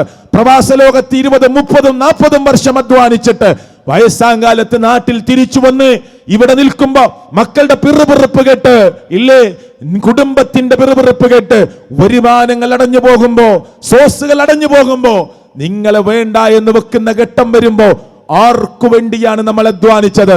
ഈ മോനും ഈ മോളും, ഡിഗ്രി നേടിയെടുത്ത മോള്, ബിരുദാനന്ദ ബിരുദം വാങ്ങിയെടുത്ത ആള്, എഞ്ചിനീയറിംഗ് ലോകത്ത് അറിയപ്പെട്ട ഒരാളായി മാറിയ മോന്, മോള്, മെഡിക്കൽ രംഗത്ത് അറിയപ്പെട്ട മകന്, മകള്, ഞാൻ ചോദിക്കട്ടെ, വാപ്പാക്കും ഉമ്മാക്കും എതിരായി മാറുമ്പോ ആരുണ്ട് പ്രിയപ്പെട്ടവരെ? ആർക്കു വേണ്ടിയാണ് നമ്മൾ അധ്വാനിച്ചത്? ആർക്കു വേണ്ടിയാ? ഇതൊക്കെ ചോദ്യങ്ങളാണ്, ഇതൊക്കെ ചോദ്യമാണ്. വാപ്പയും ഒരേ കട്ടിലിൽ കിടക്കുക. ആ കട്ടിലിൽ കിടക്കുമ്പോൾ ഉമ്മാന്റെ മരണം ഒരുപക്ഷെ വാപ്പ അറിയില്ല. വാപ്പയും ഉമ്മയും ഒരുമിച്ച് കിടക്കുമ്പോൾ ഉപ്പന്റെ മരണം ഒരുപക്ഷെ ഉമ്മ അറിയില്ല. ഇല്ല പ്രിയപ്പെട്ടവരെ, ഞാൻ എൻ്റെ നാട്ടിൽ എടക്കര എന്ന് പറയുന്ന പ്രദേശത്തിന്റെ തൊട്ടപ്പുറമാണ് ചുങ്കത്ര എന്ന് പറയുന്ന സ്ഥലം. ചാലിയാർ ഒഴുകുന്ന ആ പ്രദേശം, മുണ്ടേരി, പോത്തുകല്ലി എന്നൊക്കെ പറയുന്ന സ്ഥലം. നിങ്ങൾ വയനാടിന്റെ ചൂരൽമലയിലും അതേ മുണ്ടക്കയിലും ഉണ്ടായ ഒരു ചെറിയ വിള്ളൽ, അത് ഇന്ത്യയുടെ മാപ്പെടുത്ത് പരിശോധിച്ചാൽ ചെറിയൊരു വിള്ളലാണ്. ലോകത്തിന്റെ മാപ്പെടുത്ത് പരിശോധിച്ചാൽ ഒരു കടുകുമണിയിട്ടടയാളപ്പെടുത്താൻ പോലുമില്ലാത്ത അപകടമാണ്. എന്നിട്ട് ഞങ്ങളുടെ നാടിന്റെ പ്രദേശത്തു നിന്നാണ് 260ഓളം മയ്യത്തുകൾ, ചിലത് ഭാഗികമായി, ചിലത് മുക്കാല്, ചിലത് പൂർണ്ണമായി ഞങ്ങൾ പിടിച്ചെടുത്തത്. വെള്ളത്തിലൂടെ, ചാലിയാറിന്റെ വെള്ളത്തിൽ, കുത്തൊഴുകി വരുന്ന ചാലിയാറിന്റെ കലങ്ങിയ വെള്ളത്തിൽ നിന്ന് ആ നാട്ടിലെ മനുഷ്യരിങ്ങനെ പിടിക്കുകയായിരുന്നു. ചൂരൽമലയിൽ നിന്ന്, മുണ്ടക്കയിൽ നിന്ന് 1.5 മണിക്കൂർ സൗണ്ട് കേട്ട്, ചില ആളുകളൊക്കെ സൗണ്ട് കേട്ട് പുറത്തിറങ്ങി ഇങ്ങനെ മുകളിലേക്ക് കയറി. കെട്ടിയിടാത്ത നാക്കാലികൾ, പശു, ആട്, മാടുകൾ, അവർ കാട്ടിലേക്ക് കയറിപ്പോയി. 2.5 മണിക്ക് വീണ്ടും ഒരു സൗണ്ട് വന്നു. പിന്നെ ഒന്നും ചിന്തിക്കാൻ അവർക്ക് നേരം കിട്ടിയിട്ടില്ല. തൻ്റെ നെഞ്ചിലേക്ക് ചേർത്ത് അമ്മിഞ്ഞപ്പാല് നൽകിക്കൊണ്ടിരിക്കുന്ന കുട്ടിയും ഉമ്മയും വീട് പൊളിഞ്ഞു വീണ് ഇങ്ങനെ ഒലിച്ചു പോയിട്ട് ആ ഉമ്മ രക്ഷപ്പെട്ടത് ഉമ്മ പറയുന്നുണ്ട്. ഞാൻ കുറെ സമയം എൻ്റെ പൊന്നു മോനെ ചേർത്ത് പിടിച്ചു നോക്കി, എൻ്റെ കയ്യിൽ നിന്ന് വഴുതിപ്പോയല്ലോ എന്ന് പറഞ്ഞ് വാക്കുകൾ കിട്ടാതെ, ചുണ്ടുകൾ വിതുമ്പി, ഗദ്ഗതമായ തൊണ്ടയുമായി, കണ്ണു നിറഞ്ഞ് അക്ഷരങ്ങൾ പറയാനാവാതെ വിറച്ച് സംസാരിച്ച സഹോദരിമാരെ നിങ്ങൾക്ക് ഓർമ്മയില്ലേ? ഇല്ലേ സുഹൃത്തുക്കളെ? ഗൾഫിൽ നിന്ന് മോൻ മടങ്ങി വരുമ്പോ 13 അംഗ കുടുംബത്തിൽ അവൻ മാത്രമായി, ഇവിടെയായിരുന്നു എൻ്റെ വീട്, ഇതാണ് എൻ്റെ വീട് എന്നല്ല, ഇവിടെയായിരുന്നു എൻ്റെ വീട് എന്ന് പറഞ്ഞ് ചൂണ്ടിക്കാണിച്ചു കൊടുത്തപ്പോ ഒരു തറ പോലും കാണിച്ചു കൊടുക്കാനില്ലാതെ എല്ലാം ഒലിച്ചുപോയ ചുരൽമലയിലെ, മുണ്ടക്കയിലെ ആ മനുഷ്യരെ നിങ്ങൾ ഓർക്കുന്നുണ്ടോ പ്രിയപ്പെട്ടവരെ? ഞങ്ങളുടെ നാടിന്റെ 5-6 കിലോമീറ്റർ ഇപ്പുറം കിടക്കുന്ന ചാലിയാറിന്റെ ആ വെള്ളത്തിൽ നിന്നാണ് 250-ലധികം 260ഓളം മയ്യത്തുകൾ ചെളിയിൽ പുരണ്ട് അതിങ്ങനെ എടുത്തിട്ട്, സ്ത്രീകളുടെ ബോഡിയാണെങ്കിൽ സ്ത്രീകൾ കഴുകാൻ, പുരുഷന്മാരുടെ ബോഡിയാണെങ്കിൽ പുരുഷന്മാർ കഴുകാൻ, നിലമ്പൂരിന്റെ മോർച്ചറിയിലേക്ക്, പരിസരത്തേക്ക് ഇങ്ങനെ കൊണ്ടുപോയി. അല്ലേ പ്രിയപ്പെട്ടവരെ? ഉണ്ടായില്ലേ? കവളപ്പാറയിൽ അപകടമുണ്ടായപ്പോ അവിടുത്തെ സലഫി പള്ളിന്റെ വാതിൽ തുറന്നു കൊടുത്തു. എന്നിട്ട് പറഞ്ഞു, ഇങ്ങോട്ട് കയറ്റിക്കോളൂ, ഇവിടെ വെച്ചിട്ട് നിങ്ങൾക്ക് എന്താ പോസ്റ്റ്മോർട്ടം വേണമെങ്കിൽ അത് ചെയ്തോളി എന്ന് പറഞ്ഞ് പള്ളിയുടെ വാതിൽ തുറന്നു കൊടുത്തത് നിങ്ങൾ ഓർക്കുന്നില്ലേ? ഞാനിത് പറഞ്ഞത് എന്തിനാണെന്നറിയോ സുഹൃത്തുക്കളെ? ആ അപകടം നടന്ന സ്ഥലത്തേക്ക്, ചൂരൽമലയിലേക്കും മുണ്ടക്കൈയിലേക്കും ഈ ആയത്തൊന്ന് ഇങ്ങനെ വെച്ചു നോക്കൂ. വമാ തദ്രീ നഫ്സും മാദാ തക്സിബു ഗദ വമാ തദ്രീ നഫ്സും ബിഅയ്യി അർളിൻ തമൂത്ത്. മനുഷ്യ, നാളെ എന്ത് സംഭവിക്കുമെന്ന് പറയാൻ നിനക്ക് കഴിയില്ല. ആർക്ക് കഴിയും പ്രിയപ്പെട്ടവരെ? ഒരു സൂചന ചൂരൽമലയിലോ മുണ്ടക്കൈയിലോ നാളെ അല്ലെങ്കിൽ ഇന്നു രാത്രി ഒരു അപകടമുണ്ടാകാൻ സാധ്യതയുണ്ട് എന്ന ഒരു സൂചനയുടെ ഒരു വർത്തമാനം പറയാൻ ആർക്കെങ്കിലും സാധിച്ചിട്ടുണ്ടായിരുന്നോ? വമാ തദ്രീ നഫ്സും മാദാ തക്സിബു ഗദ വമാ തദ്രീ നഫ്സും ബിഅയ്യി അർളിൻ തമൂത്ത്. എന്താ അതിന്റെ അർത്ഥം? നാളെ നീ എവിടെ വെച്ച് മരിക്കും? കിടന്നുറങ്ങുമ്പോൾ വിചാരിച്ചോ, ഞാൻ 80 കിലോമീറ്റർ അപ്പുറമുള്ള ചാലിയാറിന്റെ, മുണ്ടേരിയുടെ ചാലിയാറിന്റെ കുത്തൊഴുകി വരുന്ന വെള്ളത്തിൽ നിന്നായിരിക്കും എൻ്റെ വാപ്പാന്റെ മയ്യത്ത്, എൻ്റെ ഉമ്മാന്റെ മയ്യത്ത്, അല്ല എൻ്റെ ഭാര്യയുടെ മയ്യത്ത്, അല്ല എൻ്റെ പൊന്നുമോളുടെ മയ്യത്ത്, എൻ്റെ മയ്യത്ത്. കിടന്നുറങ്ങുമ്പോൾ ചൂരൽമലയിലെ മുണ്ടക്കൈയിലെ ചുങ്കത്ര ഇടക്കരയിലേക്ക് 80 കിലോമീറ്റർ ദൂരമുണ്ട്. റോഡ് വഴി വരികയാണെങ്കിൽ ഇനി ചാലിയാർ എന്ന് പറയുന്ന വെള്ളത്തിൻ്റെ ആ ഉറവ് നീര് പൊട്ടിപ്പുറപ്പെടുന്നത് മുതൽ ഇങ്ങനെ ഇങ്ങോട്ട് ഇറങ്ങി വരികയാണെങ്കിൽ ഒരു 30-35 കിലോമീറ്റർ ഉണ്ട്. നിങ്ങൾ ആലോചിക്ക്, കിടന്നുറങ്ങുമ്പോൾ വിചാരിച്ചോ, നാളെ പുലർച്ചെ അല്ലെങ്കിൽ രാത്രി അർദ്ധരാത്രി എൻ്റെ ഈ അപകടം സംഭവിച്ച് എൻ്റെ മയ്യത്ത് സ്വപ്നമെങ്കിലും കണ്ടിട്ടുണ്ടാകുമ്പോൾ മനുഷ്യരെ? ഒരു 80 കിലോമീറ്റർ അപ്പുറത്ത് ഒലിച്ചുപോയി കുറ്റിക്കാടിൽ കുടുങ്ങി, ഒലിച്ചു വന്ന മരത്തിൻ്റെ വേരുകളിൽ കുടുങ്ങിക്കിടന്ന് എൻ്റെ മയ്യത്തെടുക്കുന്ന, കാല് വേറെയായി, കൈകാലുകൾ വേറെയായി, തലതെറിച്ചു പോയ മയ്യത്തെടുത്ത് ഖബറിലേക്ക് വെക്കുമെന്ന് ആരെങ്കിലും ഓർത്തിട്ടുണ്ടാകുമോ പ്രിയപ്പെട്ടവരെ? ഈ ആയത്ത് നമ്മുടെ മനസ്സിലുണ്ടാകണം. ഇത് അവർക്ക് സംഭവിച്ചു. ഇന്ന് രാത്രി നോർമൽ അവസ്ഥയിൽ നമ്മൾ മരിച്ചാൽ ആ മരണത്തിന് നമ്മൾ ഒരുങ്ങിയോ? മദാ തക്സിബു ഗദ, നാളേക്ക് വേണ്ടി എന്ത് സമ്പാദിച്ചു നീ? എന്താ നമ്മുടെ കയ്യിലുള്ളത്? മോൻ ആദ്യമായി ഗൾഫിലേക്ക് പോവുക. മോനോട് പറയാണ്, ശ്രദ്ധിക്കണം കേട്ടോ, പലതും പ്രശ്നങ്ങൾ ഉണ്ടാകും. എയർപോർട്ടിനെ കുറിച്ച്, ആ പാസ്പോർട്ടിനെ കുറിച്ച്, എല്ലാറ്റിനെ കുറിച്ചും നമ്മൾ ബോധം കൊടുക്കുകയാണ്. അവനിങ്ങനെ പറഞ്ഞു കൊടുക്കുക, പോയ വാപ്പ, പോയ കുടുംബത്തിലെ ആളുകൾ അവിടെ ചെന്നാൽ ശ്രദ്ധിക്കേണ്ടത് റൂമിനെ കുറിച്ച് പറയാൻ ആളുണ്ട്. എന്നാൽ എന്നേക്കാൾ ഹൈറ്റും വെയിറ്റുമുള്ള മോനെ വിളിച്ചിട്ട് പെട്ടെന്ന് രാത്രി ഇന്ന് മരിക്കേണ്ടി വന്നാൽ, മോനെ നിന്റെ നിസ്കാരത്തിന്റെ ബാഗ് എവിടെ എന്ന് ചോദിച്ചിട്ടുണ്ടോ? സുന്നത്ത് നമസ്കാരങ്ങളുടെ കിറ്റ് എവിടെ ചോദിച്ചിട്ടുണ്ടോ? മോനെ സ്വതക്ക കൊടുത്തതിന്റെ ബാഗ് എവിടെ? ഒരു ഒരുക്കം നടത്തിയിട്ടുണ്ടോ ഇന്ന് രാത്രി? അതല്ലേ കിടക്കുമ്പോൾ പറയണത്, അല്ലാഹുവേ ബിസ്മിക അമൂതു വ അഹ്യാ, പടച്ചവനെ നിന്റെ നാമത്തിലാണ് എൻ്റെ മരണം. ഈ ഉറക്കത്തിൽ ഞാൻ മരിച്ചു പോയാൽ റബ്ബേ, എൻ്റെ മരണം നിന്റെ നാമത്തിലായ മരണമാക്കി നീ സ്വീകരിക്കണേ അല്ല എന്നല്ലേ ഈ പറയുന്നത്? എന്നാൽ ആ ഓർമ്മണ്ടോ? കിടന്നുറങ്ങുമ്പോൾ മൊബൈൽ ഇങ്ങനെ പിടിച്ചിട്ട് ആവശ്യമില്ലാത്ത സൈറ്റുകളിൽ കയറിയിട്ട് പോൺ സൈറ്റുകൾ വരെ കണ്ണുകൊണ്ട് കണ്ടിട്ട് അതിങ്ങനെ നെഞ്ചിലേക്ക് ഉറക്കം വന്ന് നെഞ്ചിലേക്ക് വെച്ച്, തലയുടെ ഭാഗത്ത് വെച്ച്, അല്ല കയ്യെത്തുന്ന ദൂരത്തേക്ക് വെച്ച്, അന്നത്തെ രാത്രിയിൽ ഏറ്റവും അവസാനം ഉറക്കം വന്ന അവസാനത്തെ സെക്കൻഡിലും കണ്ടത് പടച്ചവന് ഇഷ്ടമില്ലാത്തത്, കേട്ടത് അല്ലാഹുവിന് ഇഷ്ടമില്ലാത്തത്, ചെയ്തത് റബ്ബിന് ഇഷ്ടമില്ലാത്തത്, അങ്ങനെ അന്തിയുറങ്ങി അന്നത്തെ രാത്രിയിൽ ലോകത്തോട് വിട പറഞ്ഞാൽ എന്തു പ്രതീക്ഷയാണ് നമുക്ക് ഈ നാളെയെക്കുറിച്ചുള്ളത്? അതേ അതിവിശാലമായ റബ്ബിന്റെ കോടതിയെക്കുറിച്ചുള്ളത്. ഇതേ എൻ്റെ കയ്യിൽ കിട്ടിയ ഗ്രന്ഥത്തിൽ എല്ലാം രേഖപ്പെടുത്തിയ ഒരു രേഖ കിട്ടുമ്പോ, മാലി ഹാദൽ കിതാബ്, ഇതെന്തൊരു ഗ്രന്ഥമാണ്, ലാ യുഗാദിറു സ്വഗീറതൻ വലാ കബീറതൻ ഇല്ലാ അഹ്സഹാ, ഒന്നും വിട്ടുപോയിട്ടില്ലല്ലോ, ചെറുതും വിട്ടിട്ടില്ല, വലുതും വിട്ടുപോയിട്ടില്ല. ഇതെന്തൊരു ഗ്രന്ഥമാണ് എന്ന് മനുഷ്യരെ ആശ്ചര്യഭരിതനായി നാളെ റബ്ബിന്റെ കോടതിയിൽ മനുഷ്യൻ പറഞ്ഞു പോകുന്ന ആ ലോകത്തെക്കുറിച്ച് ഞാനും നിങ്ങളും ഓർക്കുന്നുണ്ടോ? ഓർക്കുന്നുണ്ടെങ്കിൽ അതാണ് മരണത്തിനു വേണ്ടിയുള്ള ഒരുക്കമെന്ന് പറയുന്നത്. അതാ ഒരുക്കം എന്ന് പറയുന്നത്. അതിന് മോളോട് നിർബന്ധിക്കേണ്ട ആവശ്യമില്ല. നിന്റെ മുഖമക്കനകൾ നിന്റെ മാർവിടങ്ങളിലേക്ക്. +1 മോളെ, ഡിഗ്രിക്ക് പഠിക്കുന്ന മോളെ, അനുജത്തി, നീ മനസ്സിലാക്കുക, നിന്നെ വാപ്പ നിർബന്ധിക്കേണ്ട, നിന്നെ ഉമ്മ നിർബന്ധിക്കേണ്ട. അല്ല, നിന്റെ വീട്ടിൽ അത്തരൊന്നും കണിശത പാലിക്കാത്ത മാതാപിതാക്കളാണ്. അവരെ കാത്തിരിക്കാൻ നമുക്ക് സമയമില്ല. പറഞ്ഞ് അവരെ ബോധ്യപ്പെടുത്തി കൊടുക്കണം. നിന്റെ മുഖമക്കനകൾ നിന്റെ നെഞ്ചിലുള്ള കർട്ടനാണ് എന്ന് അള്ളാഹുവിന്റെ ഖുർആനാണ് പറഞ്ഞത്. എങ്ങനെ? നിന്റെ നെഞ്ചിനുള്ള കർട്ടനാണ്. ഒരു സ്ത്രീയുടെ സൗന്ദര്യമാണ് അവളുടെ നെഞ്ചിടം. അതുകൊണ്ട് ആ നെഞ്ചിനുള്ള കർട്ടനാണ് നിന്റെ മുഖമക്കനായി എന്ന് ഖുർആൻ പറയുമ്പോൾ അതിങ്ങനെ ആർക്കോ വേണ്ടി ഇട്ടു എന്ന് തോന്നിപ്പിക്കുന്ന വിധത്തിൽ ആ ഷാളൊന്നണിഞ്ഞ് അതിങ്ങനെ താഴെ വീടുന്നു. ആരെങ്കിലും കാണുമ്പോൾ ജ്വല്ലറിക്ക് മുമ്പിൽ വെച്ച പ്രതിമകളെ പോലെ എടുത്തിടുന്നു, വീണ്ടും ചാടുന്നു, വീണ്ടും എടുത്തിടുന്നു. അല്ലേ?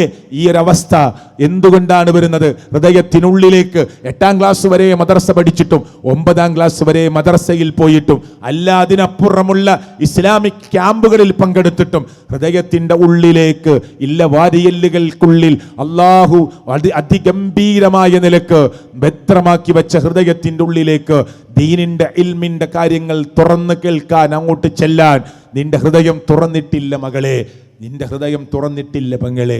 അതുകൊണ്ടാ പ്രശ്നം. അതുകൊണ്ട് തുറക്കണം നിന്റെ ഹൃദയം. ആ ഹൃദയത്തിലേക്ക് റബ്ബിന്റെ ദീന് കയറണം. അപ്പം ഇങ്ങനെ ചിന്ത വരും, ഞാൻ ഈ പോക്ക് പോയി ഇന്ന് മരിച്ചാൽ എൻ്റെ കൂട്ടുകാരികൾ മരിച്ചിട്ടുണ്ടല്ലോ, എൻ്റെ കൂട്ടുകാരി മരിച്ചിട്ടുണ്ടല്ലോ. ഒരു പ്രവാസിയുടെ കഥ നിങ്ങൾ വായിച്ചില്ലേ? അയാൾ കുറേ വർഷം ഗൾഫിൽ നിന്നു, എന്നിട്ട് നല്ലൊരു വീട് കെട്ടി, നല്ല അയാളുടെ സ്വപ്നമായിരുന്നു. ചെറുപ്പത്തിൽ കഷ്ടപ്പെട്ട് വളർന്നൊരു വീട്ടിൽ വളർന്നു വന്ന ഒരു മനുഷ്യനാണ്. അതുകൊണ്ട് അവനൊരു ആഗ്രഹം ഉണ്ടായിരുന്നു, നാട്ടിലെല്ലാവർക്കും നല്ല നല്ല വീടുണ്ട്, അതുകൊണ്ട് എനിക്കും നല്ലൊരു വീട്, നല്ലൊരു മുറ്റം, നല്ലൊരു മതിൽ ഒക്കെ ആക്കി അയാൾ അധ്വാനിച്ച് ഹലാലായി അധ്വാനിച്ചിട്ട് അയാൾ ഉണ്ടാക്കി. ഭാര്യയോട് പറഞ്ഞു, ഇനി എൻ്റെ സ്വപ്നം പൂർത്തിയായി, ഇനി ഞാൻ നാട്ടിലേക്ക് മടങ്ങുക. ഇനി നാട്ടിൽ ചെറിയ കച്ചവടമൊക്കെ നടത്തിയിട്ട് അവിടെ കൂടാനാണ് ആഗ്രഹിക്കുന്നത്. എല്ലാവരുടെ പോർച്ചിലും നല്ല നല്ല കാറുണ്ട്, നല്ലൊരു കാറ് കൂടി നമ്മുടെ ഒരു ഇടത്തരം ഒരു ഇന്നോവ കാറ് നമ്മുടെ പോർച്ചിൽ വാങ്ങണം, കുറച്ചുകൂടി നിൽക്കി നിങ്ങൾ എന്ന് പറഞ്ഞ് ആ കാറും അയാൾ വാങ്ങിക്കൊടുത്ത്, ഇനി കേൾക്കണേ ബാക്കി. അങ്ങനെ അദ്ദേഹം ഇനി നാട്ടിലേക്ക് മടങ്ങാം, മിച്ചമായ പണം കൊണ്ട് നാട്ടിൽ എന്തെങ്കിലും ഒന്ന് ഏർപ്പാട് ചെയ്യാമെന്ന് വിചാരിച്ച് അയാൾ നാട്ടിലേക്ക് മടങ്ങാനുള്ള ഒരുക്കത്തിനിടയിൽ അയാൾ ഗൾഫിൽ വെച്ച് മരിക്കുകയാണ്. കേൾക്കണേ, അയാൾ വന്നിട്ട് വേണം വീടിൻ്റെ ഇവിടെ എന്താ പറയുക, ഞങ്ങളുടെ നാട്ടിൽ കുടിയിരിക്കൽ എന്ന് പറയും, വീട് കയറി താമസം എന്ന് പറയും, കുറ്റൂസ് എന്ന് പറയും, അല്ലേ? മനസ്സിലായില്ലേ? അതിനുവേണ്ടി അയാൾ വന്നിട്ട് വേണം ഇത് ചെയ്യാൻ. ഈ പുതിയ കാറ് പ്രിയപ്പെട്ടവരെ പോർച്ചിൽ നിന്നിറക്കി അയാൾ വന്നിട്ട് വേണം. ശരി, അങ്ങനെ നിൽക്കുന്ന സമയത്ത് മരിച്ചു. എന്നിട്ട് അയാളുടെ മയ്യത്ത് നാട്ടിലേക്ക് കൊണ്ടുവരാൻ തീരുമാനിച്ചു. സന്നദ്ധ സംഘടനകളൊക്കെ ഇടപെട്ടുകൊണ്ട് അയാളുടെ മയ്യത്ത് നാട്ടിലേക്ക് അയക്കുക. പക്ഷെ ഭാര്യൻ്റെ കുടുംബത്തിന്, ഭാര്യയുടെ ആങ്ങളമാർക്ക് ഭാര്യക്കൊന്നും പൈസ കൊടുത്തു എന്നല്ലാതെ ദീനിൻ്റെ കാര്യം മനസ്സിലായിട്ടില്ല. അതുകൊണ്ട് പലരും പറഞ്ഞു, എയർപോർട്ടിലേക്ക് ഈ വണ്ടി എടുത്ത് പോവുക, ആംബുലൻസിൻ്റെ പിറകെ വരാൻ, അത് അശുഭ ലക്ഷണമാണ്. ഈ വണ്ടി നമ്മളല്ലാതെ ഓടിയിട്ടില്ല, മൂപ്പര് വന്നിട്ട് ഉപയോഗിക്കാമെന്ന് വിചാരിച്ചു വെച്ചതാണ്. അതുകൊണ്ട് മയ്യത്തിൻ്റെ കൂടെ പോരാന്നുള്ളത് നല്ലതല്ല. അതുകൊണ്ട് വണ്ടി എടുക്കണ്ട. വീടിൻ്റെ കുറ്റൂസം, കുടിയിരിക്കൽ, വീട് കയറി താമസം കഴിഞ്ഞിട്ടില്ല. അതുകൊണ്ട് മയ്യത്ത് അതിൻ്റെ ഉള്ളിലേക്ക് കയറ്റണ്ട, അപ്പുറത്ത് അരിജൻ്റെ പെരയിലും മതീന്ന്. അയാൾ അധ്വാനിച്ചത് മുഴുവനും ഈ വീട് സ്വപ്നം കണ്ടായിരുന്നു, അല്ലേ? ഈ വീട് സ്വപ്നം കണ്ടായിരുന്നു അയാൾ അധ്വാനിച്ചത്. എന്നാൽ ആ മനുഷ്യന്റെ മയ്യത്ത് പോലും ആ വീട്ടിലൊന്ന് വെക്കാൻ ഭാര്യ കുടുംബമോ അയാളുടെ ബാക്കിയുള്ള ആളുകൾക്കും മനസ്സ് വന്നില്ല. ഒന്ന് അയാൾ ആഗ്രഹിച്ചുണ്ടാക്കിയ വീട്ടിൽ അയാൾക്ക് അതെല്ലാ പടിയും കഴിഞ്ഞൊന്ന് കയറാൻ പറ്റിയിട്ടില്ല. നമ്മുടെ മയ്യത്തൊന്ന് ആ വീട്ടിൻ്റെ ഉള്ളിലേക്ക്, അയാളുടെ വീട്ടിൻ്റെ ഉള്ളിലേക്ക് കയറ്റിയാൽ അതൊരു മോശം, ഒരു അശുഭ ലക്ഷണമാണ്. അത് കാരണം കുടിയിരിക്കൽ, വീട് കയറി താമസം കഴിയാത്ത വീട്ടിൽ ഫസ്റ്റ് തന്നെ മയ്യത്ത് കയറ്റുക, അത് വേണ്ട. പിന്നെ ആർക്കു വേണ്ടി അധ്വാനിച്ചു എന്നതിൻ്റെ ഉത്തരം കണ്ടെത്താനാണ് ഞാൻ ഈ പറയുന്നത്. ആർക്കു വേണ്ടി അധ്വാനിച്ചു എന്ന് അതിൽ കയറ്റി എന്നുള്ളതുകൊണ്ട് പ്രത്യേക ലാഭോ പ്രത്യേകമായ കാര്യങ്ങളൊന്നുമില്ല. പക്ഷേ ഞാൻ ചോദിക്കുന്നത്, ആർക്കു വേണ്ടിയാണ് പ്രിയപ്പെട്ടവരെ ഞാനും നിങ്ങളും അധ്വാനിക്കുന്നത്? ഈ ദുനിയാവിലെ കുറേ രസിക്കണം, രമിക്കണം, ആസ്വദിക്കണമെന്നതാണോ ഞാനും നിങ്ങളുമൊക്കെ തീരുമാനിക്കുന്നത്? അല്ലാഹ് പറയുന്ന ഒരു വാചകമുണ്ട്, മൻ കാന യുരീദുൽ ഹയാത്ത ദുനിയ, ആരെങ്കിലും ഈ ദുനിയാവ് ഐഹികമാണ് ആഗ്രഹിക്കുന്നതെങ്കിൽ, വസീനതഹാ, ഈ ദുനിയാവിന്റെ അലങ്കാരവും ആഡംബരവുമാണ് ഒരാൾ ആഗ്രഹിക്കുന്നതെങ്കിൽ, അല്ലാഹ് പറയാ നുവഫീ ഇലൈഹിം അഅമാലുഹും, അല്ലാഹു പറയാ നാം അവർക്ക് പൂർത്തീകരിച്ചു കൊടുക്കും. എന്ത്? അവരുടെ പ്രവർത്തനങ്ങൾ. നുവഫി നാം പൂർത്തീകരിച്ചു കൊടുക്കും. ഇലൈഹിം അവരിലേക്ക്, അഅമാലഹും അവരുടെ പ്രവർത്തനങ്ങൾ നാം അവർക്ക് പൂർത്തീകരിച്ചു കൊടുക്കും. പോരാ, വഹും ഫീഹാ ലാ യുബ്ഖസൂൻ, ഒരു കുറവും അവർക്ക് ദുനിയാവിൽ വരുത്തുകയില്ല. അല്ലേ പറയണത് നിങ്ങൾക്ക് ഒരു കുറവും ദുനിയാവിൽ തോന്നൂല. ദുനിയാവാണോ നിങ്ങൾ ആഗ്രഹിക്കുന്നത്? വീടാണോ നിങ്ങൾ സ്വപ്നം കാണുന്നത്? മനോഹരമായ മുറ്റമാണോ നിങ്ങൾ സ്വപ്നം കാണുന്നത്? ഈ ഇന്റർലോക്ക് കട്ട മാറ്റി വേറെ ഇടണമെന്നതാണോ നിങ്ങൾ ആഗ്രഹിക്കുന്നത്? ദീനില്ലേ നിങ്ങൾക്ക്? കണിശമായ നിസ്കാരമില്ലേ നിങ്ങൾക്ക്? മഗ്രിബ് കഴിഞ്ഞ് സൂറത്തുൽ ബഖറയിൽ നിന്ന് ചില ആയത്തുകൾ നിങ്ങളുടെ വീട്ടിൽ പാരായണം ചെയ്യുന്നില്ലേ? ഖുർആൻ ഓതുന്ന പതിവ് നിങ്ങളുടെ വീട്ടിലില്ലേ? പിശാചിന് ഇടം നൽകുന്ന വീടാണോ നിങ്ങളുടെ വീട്? ആണോ? മരണത്തെക്കുറിച്ച് ഓർമ്മയില്ലാത്ത വീടാണോ? സുബഹിക്ക് കുറുക്കം വലിച്ചുറങ്ങുന്ന ഭർത്താവും മക്കളുമാണോ വീട്ടിലുള്ളത്? ആ രാത്രി വൈകിയോളം ഒരുപാട് ചാനലും ടിവിയും കണ്ട് അങ്ങനെ ഉറങ്ങിപ്പോയി സുബഹിയും നിസ്കാരവും ഇല്ലാത്ത വീടാണോ നിങ്ങളുടെ വീട്? എങ്കിൽ ലോകത്തിന്റെ രക്ഷിതാവായ റബ്ബ് പറയാ, നിങ്ങൾ ദുനിയാവാണോ ആഗ്രഹിക്കുന്നത്? അവർക്ക് നാം പൂർത്തീകരിച്ചു കൊടുക്കും. ഖുർആനാ പറയണത്, അല്ലാഹ് പൂർത്തീകരിച്ചു കൊടുക്കും. ഇത് വേണോ നമുക്ക്? ഇതിനു വേണ്ടിയുള്ള ഒരുക്കമാണോ പ്രിയപ്പെട്ടവരെ ഞാനും നിങ്ങൾ നടത്തുന്നത്? ആണോ? ഈ ഒരു അർത്ഥത്തിലാണോ നമ്മുടെ ജീവിതം മുന്നോട്ട് പോയിക്കൊണ്ടിരിക്കുന്നത്? അല്ലാഹ് പറയാ, സത്യത്തെ നിഷേധിക്കുന്ന ആളുകൾക്ക് സുയ്യിന ലില്ലദീന കഫറുൽ ഹയാത്തുദ് ദുനിയ. സുയ്യിന എന്നാണ് പ്രയോഗിച്ചത്. അലങ്കൃതമായി തോന്നും അവർക്ക് ആക്കിക്കൊടുക്കും. ആർക്ക്? സത്യത്തെ നിഷേധിക്കുന്ന ആളുകൾക്ക്. സുയ്യിന ലില്ലദീന കഫറുൽ ഹയാത്തുദ് ദുനിയ. ദുനിയാവ് അവർക്ക് ഒരു അലങ്കൃതമായി അള്ളാഹു തോന്നിപ്പിക്കും. അങ്ങനെയാണ്. കാരണം അള്ളാഹുവിൻ്റെ പ്രവാചകൻ സല്ലല്ലാഹു അലൈഹി വസല്ലം പറഞ്ഞ എന്താണെന്നറിയോ? ഈ വിശ്വാസികളെ അള്ളാഹു തആല നന്നായി പരീക്ഷിക്കും. അള്ളാഹു നമ്മെ കാത്ത് രക്ഷിക്കുമാറാകട്ടെ കേട്ടോ. അള്ളാഹ്ക്ക് കൂടുതൽ ഇഷ്ടം വന്നാൽ കൂടുതൽ പരീക്ഷിക്കും. മയസാലുൽ ബലാഉ ബിൽ മുഅ്മിനി വൽ മുഅ്മിന ബിനഫ്സിഹി വവലദിഹി വമാലിഹി ഹത്താ യൽഖല്ലാഹ തആല വമാ അലൈഹി ഖതിഅ. മുഹമ്മദ് മുസ്തഫ സല്ലല്ലാഹു അലൈഹി വസല്ലം പറഞ്ഞതാ. എന്താ അതിൻ്റെ അർത്ഥം? ഒരു വിശ്വാസിയായ ആണിനെ, വിശ്വാസിനിയായ പെണ്ണിനെ ലോകത്തിൻ്റെ രക്ഷിതാവായ അള്ളാഹു ഇങ്ങനെ പരീക്ഷിച്ചു കൊണ്ടേയിരിക്കും. എങ്ങനെ? മക്കളെ തൊട്ട്, സമ്പത്തിനെ തൊട്ട്, ശരീരത്തെ തൊട്ട്. അള്ളാഹുവിനെ കുറ്റവിമുക്തനായി കണ്ടുമുട്ടുന്നത് വരെ ലോകത്തിൻ്റെ രക്ഷിതാവായ റബ്ബ് പരീക്ഷിക്കുമെന്ന് പറയുന്നത് മുഹമ്മദ് മുസ്തഫ സല്ലല്ലാഹു അലൈഹി വസല്ലമ. നല്ല സമ്പത്ത് ചില ആളുകൾക്ക് കൊടുക്കും, അതൊക്കെ മറക്കും, കഷ്ടപ്പെട്ടത് മറക്കും. ഉപജീവന മാർഗത്തിന് പോലും വകുപ്പില്ലാതെ, ഒരു കഞ്ഞിക്ക് വകയില്ലാതെ കഷ്ടപ്പെട്ട കാലം മറക്കും. അള്ളാഹു ഇഷ്ടപ്പെട്ടവർക്ക് ഇങ്ങനെ ഉപജീവനം വിശാലമാക്കി കൊടുക്കും. ചില ആളുകൾക്ക് അത് കുടിസമാക്കി കൊടുക്കും. ഇതൊക്കെ ഖുർആൻ പറഞ്ഞതാ. അല്ലാഹു യബ്സുത്തു റിസ്ക ലിമൻ യശാ. അല്ലാഹു ഉദ്ദേശിക്കുന്നവർക്ക് അവരുടെ റിസ്ക് അല്ലാഹു വിശാലമാക്കി കൊടുക്കും. വയഖ്ദിർ, അവൻ ഉദ്ദേശിക്കുന്നവർക്ക് അതിങ്ങനെ പിടിച്ചു ചുരുക്കും. അല്ലാഹ് ഉദ്ദേശിക്കുന്നവർക്ക് യബ്സുത്തു, അല്ലാഹു ഇങ്ങനെ വിശാലമാക്കി കൊടുക്കും. അതാരാണ്? ആർക്ക് കൊടുക്കണം? അതൊക്കെ അള്ളയാണ്. രണ്ടാളും രണ്ട് ഹോട്ടൽ തുടങ്ങി, ഒരേപോലെ ഒരേ അങ്ങാടിയിൽ. ഒരു ഹോട്ടലിൽ ചിലപ്പോൾ ആരും കയറുന്നില്ല, അത് അള്ളാൻ്റെ പരീക്ഷനാണ്. ഒരേ അർത്ഥത്തിലുള്ള ബിസിനസ് തുടങ്ങി, ഒരാൾ ചിലപ്പോൾ പൊട്ടി തകർന്നു പോകും, ഒരാൾ ഭയങ്കര ക്ലിക്കാവും. അള്ളാഹുവിൻ്റെ പരീക്ഷനാണ്. ആഗ്രഹിച്ച് 10ഉം 15ഉം കൊല്ലം കാത്തിരുന്നിട്ട് ഒരു കുഞ്ഞിനെ തന്നു. ആ കുഞ്ഞ് 3 വയസ്സിൽ വെള്ളത്തിൽ വീണ് മരിക്കുകയാണ്. ഉണ്ടായിട്ടില്ലേ? എല്ലാവരും കുളിച്ച് കയറി. 13കാരൻ നമ്മുടെ ഒരു പ്രവർത്തകൻ്റെ മോനായിരുന്നു. കുളിച്ചെല്ലാവരും കയറി. മോൻ പറഞ്ഞു, എല്ലാവരും തലവരെ തോർത്തുമുണ്ടെടുത്ത് തുടച്ച് വൃത്തിയാക്കി. അവൻ പറഞ്ഞു, ഞാൻ ഒന്നും കൂടി ചാടട്ടെ എന്ന്.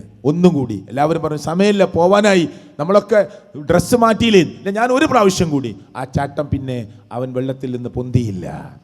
കണ്ടോ? പരീക്ഷണങ്ങൾ, കടുത്ത പരീക്ഷണങ്ങൾ കയറി വരെയാണ്. ഒരു മുഅ്മിനിനെ അല്ലാഹ് പരീക്ഷിക്കും, ഒരു മുഅ്മിനത്തായ പെണ്ണിനെ അല്ലാഹ് പരീക്ഷിക്കും.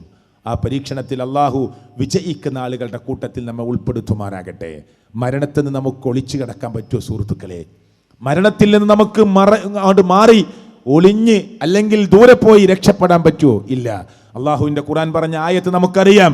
ഖുൽ ഇന്നൽ മൗതല്ലദീ തഫിറൂന മിൻഹു ഫഇന്നഹു മുലാഖീകും ثم تردون إلى عالم الغيب والشهادة. ദൃശ്യവും അദൃശ്യവും അറിയുന്ന റബ്ബിന്റെ അടുക്കലേക്കാണ് നിങ്ങളെ മടക്കിക്കൊണ്ടു പോകുന്നത്. ഖുൽ ഇന്നൽ മൗതല്ലദീ തഫിറൂന മിൻഹു. നിങ്ങൾ മരണത്തിൽ നിന്ന് ഓടി ഒളിച്ചാലും എന്താ സംഭവിക്കുക? ഫഇന്നഹു മുലാഖീകും. നിങ്ങളെ ആ മരണം കണ്ടുമുട്ടുക തന്നെ ചെയ്യും. അപ്പോൾ ഗൾഫിക്ക് യാത്രയായി 3 കൊല്ലം 4 കൊല്ലമായിട്ട് അയാൾക്ക് ഇങ്ങോട്ട് വരാൻ പറ്റില്ല. ചില പേപ്പർ പ്രശ്നമുണ്ട്. അതുകൊണ്ട് ഭാര്യയോട് അങ്ങോട്ട് ചെല്ലാൻ പറഞ്ഞു. ജിദ്ദ എയർപോർട്ടിൽ ഇറങ്ങി. വർഷങ്ങൾക്ക് മുമ്പ് നിങ്ങൾ വായിച്ച വാർത്തയാണ്. എയർപോർട്ടിലിറങ്ങി കൂട്ടുകാരൻ്റെ കാറുമായി ഈ പെണ്ണിൻ്റെ ഭർത്താവ് വന്നു. എന്നിട്ട് കൂട്ടിക്കൊണ്ട് പോവാണ് റൂമിലേക്ക്. വഴിക്ക് വെച്ച് അപകടം.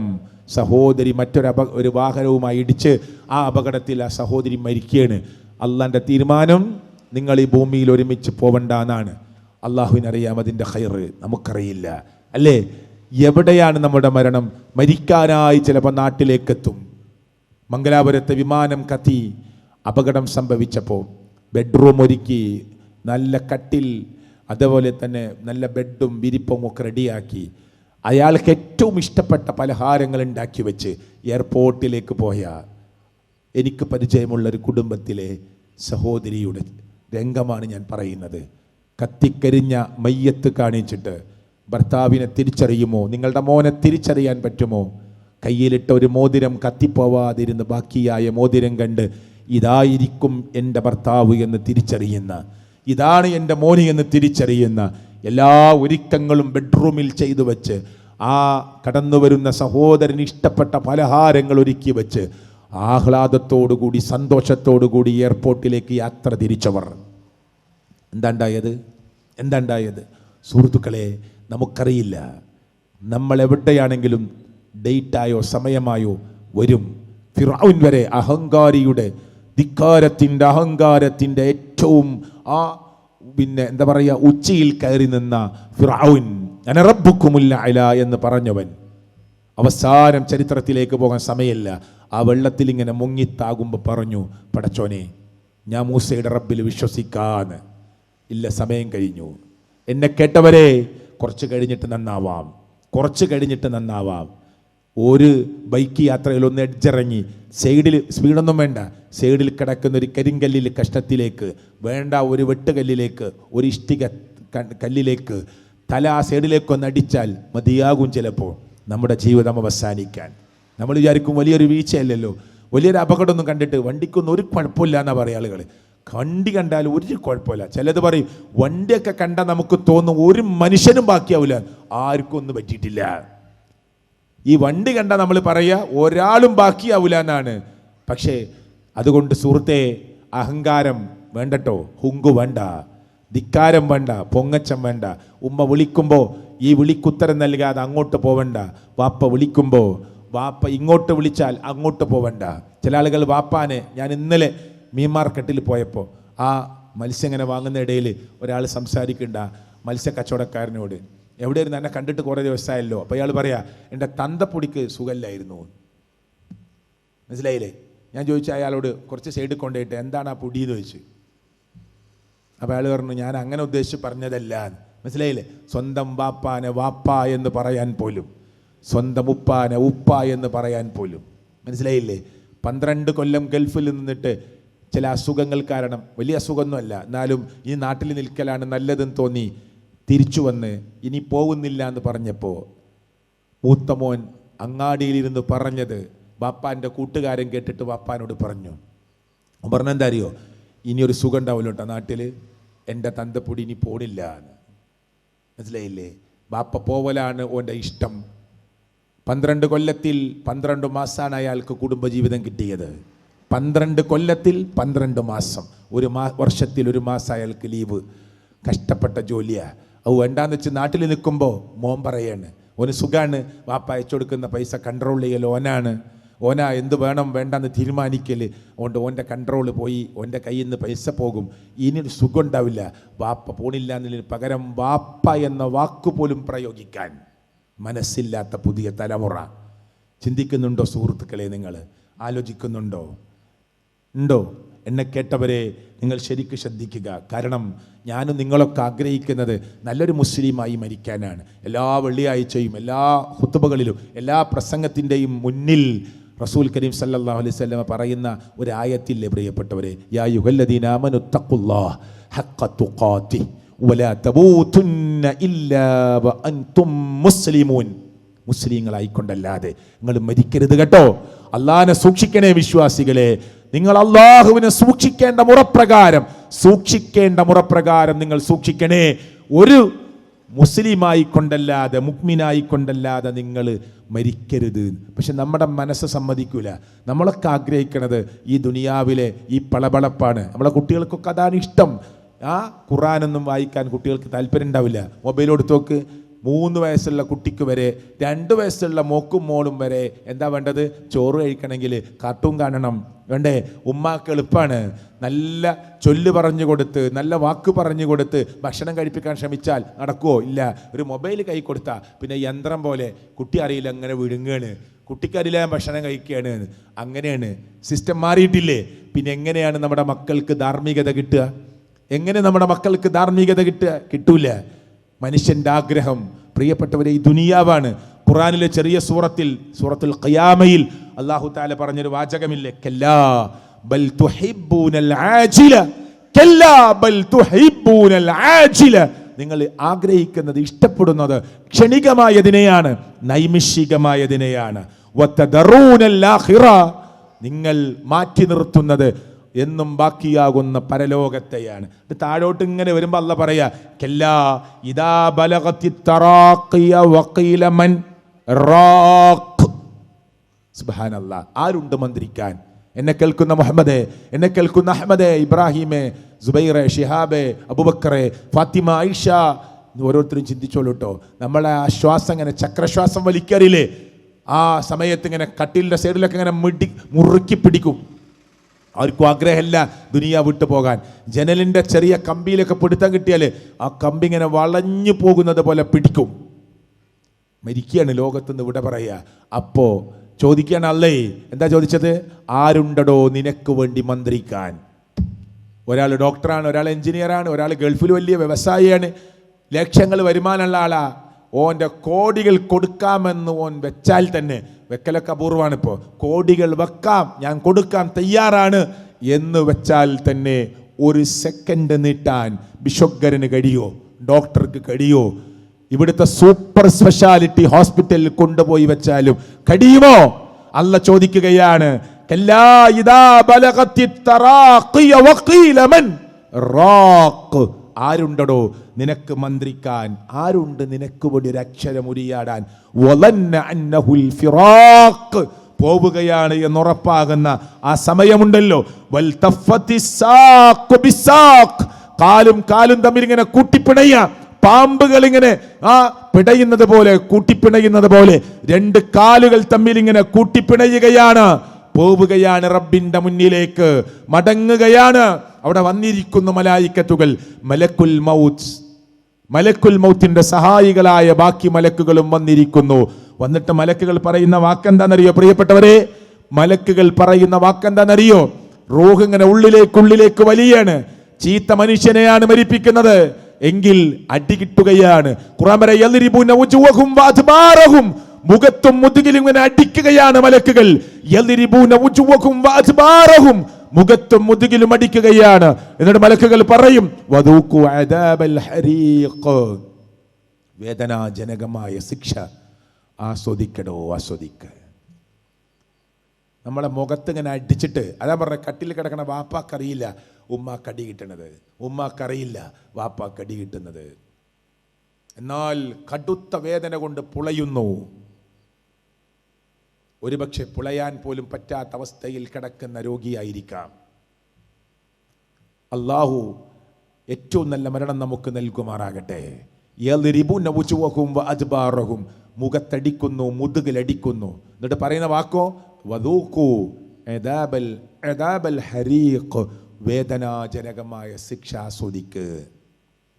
നമ്മളിങ്ങനെ പറ്റ വയ്യാതെ കിടക്കുമ്പോൾ ഒരു ചവിട്ടിയിട്ട് ആസ്വദിക്കടോ എന്ന് പറയുമ്പോൾ എത്ര എണീക്കാൻ പറ്റില്ലെങ്കിലും, അല്ലേ, എത്ര എണീക്കാൻ കഴിയില്ലെങ്കിലും തിരിച്ചൊന്ന് പ്രതിരോധിക്കാൻ ശ്രമിക്കൂലേ സുഹൃത്തുക്കളെ?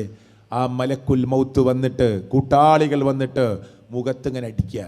അള്ളാഹു നമ്മുടെ കൂട്ടത്തിൽ നിന്ന് മൺമറഞ്ഞു പോയവർക്ക് നല്ല മരണം നൽകിയിട്ടുണ്ടാകുമെന്ന് നാം വിചാരിക്കുന്നു. റബ്ബ് അവരെ അനുഗ്രഹിക്കുമാറാകട്ടെ.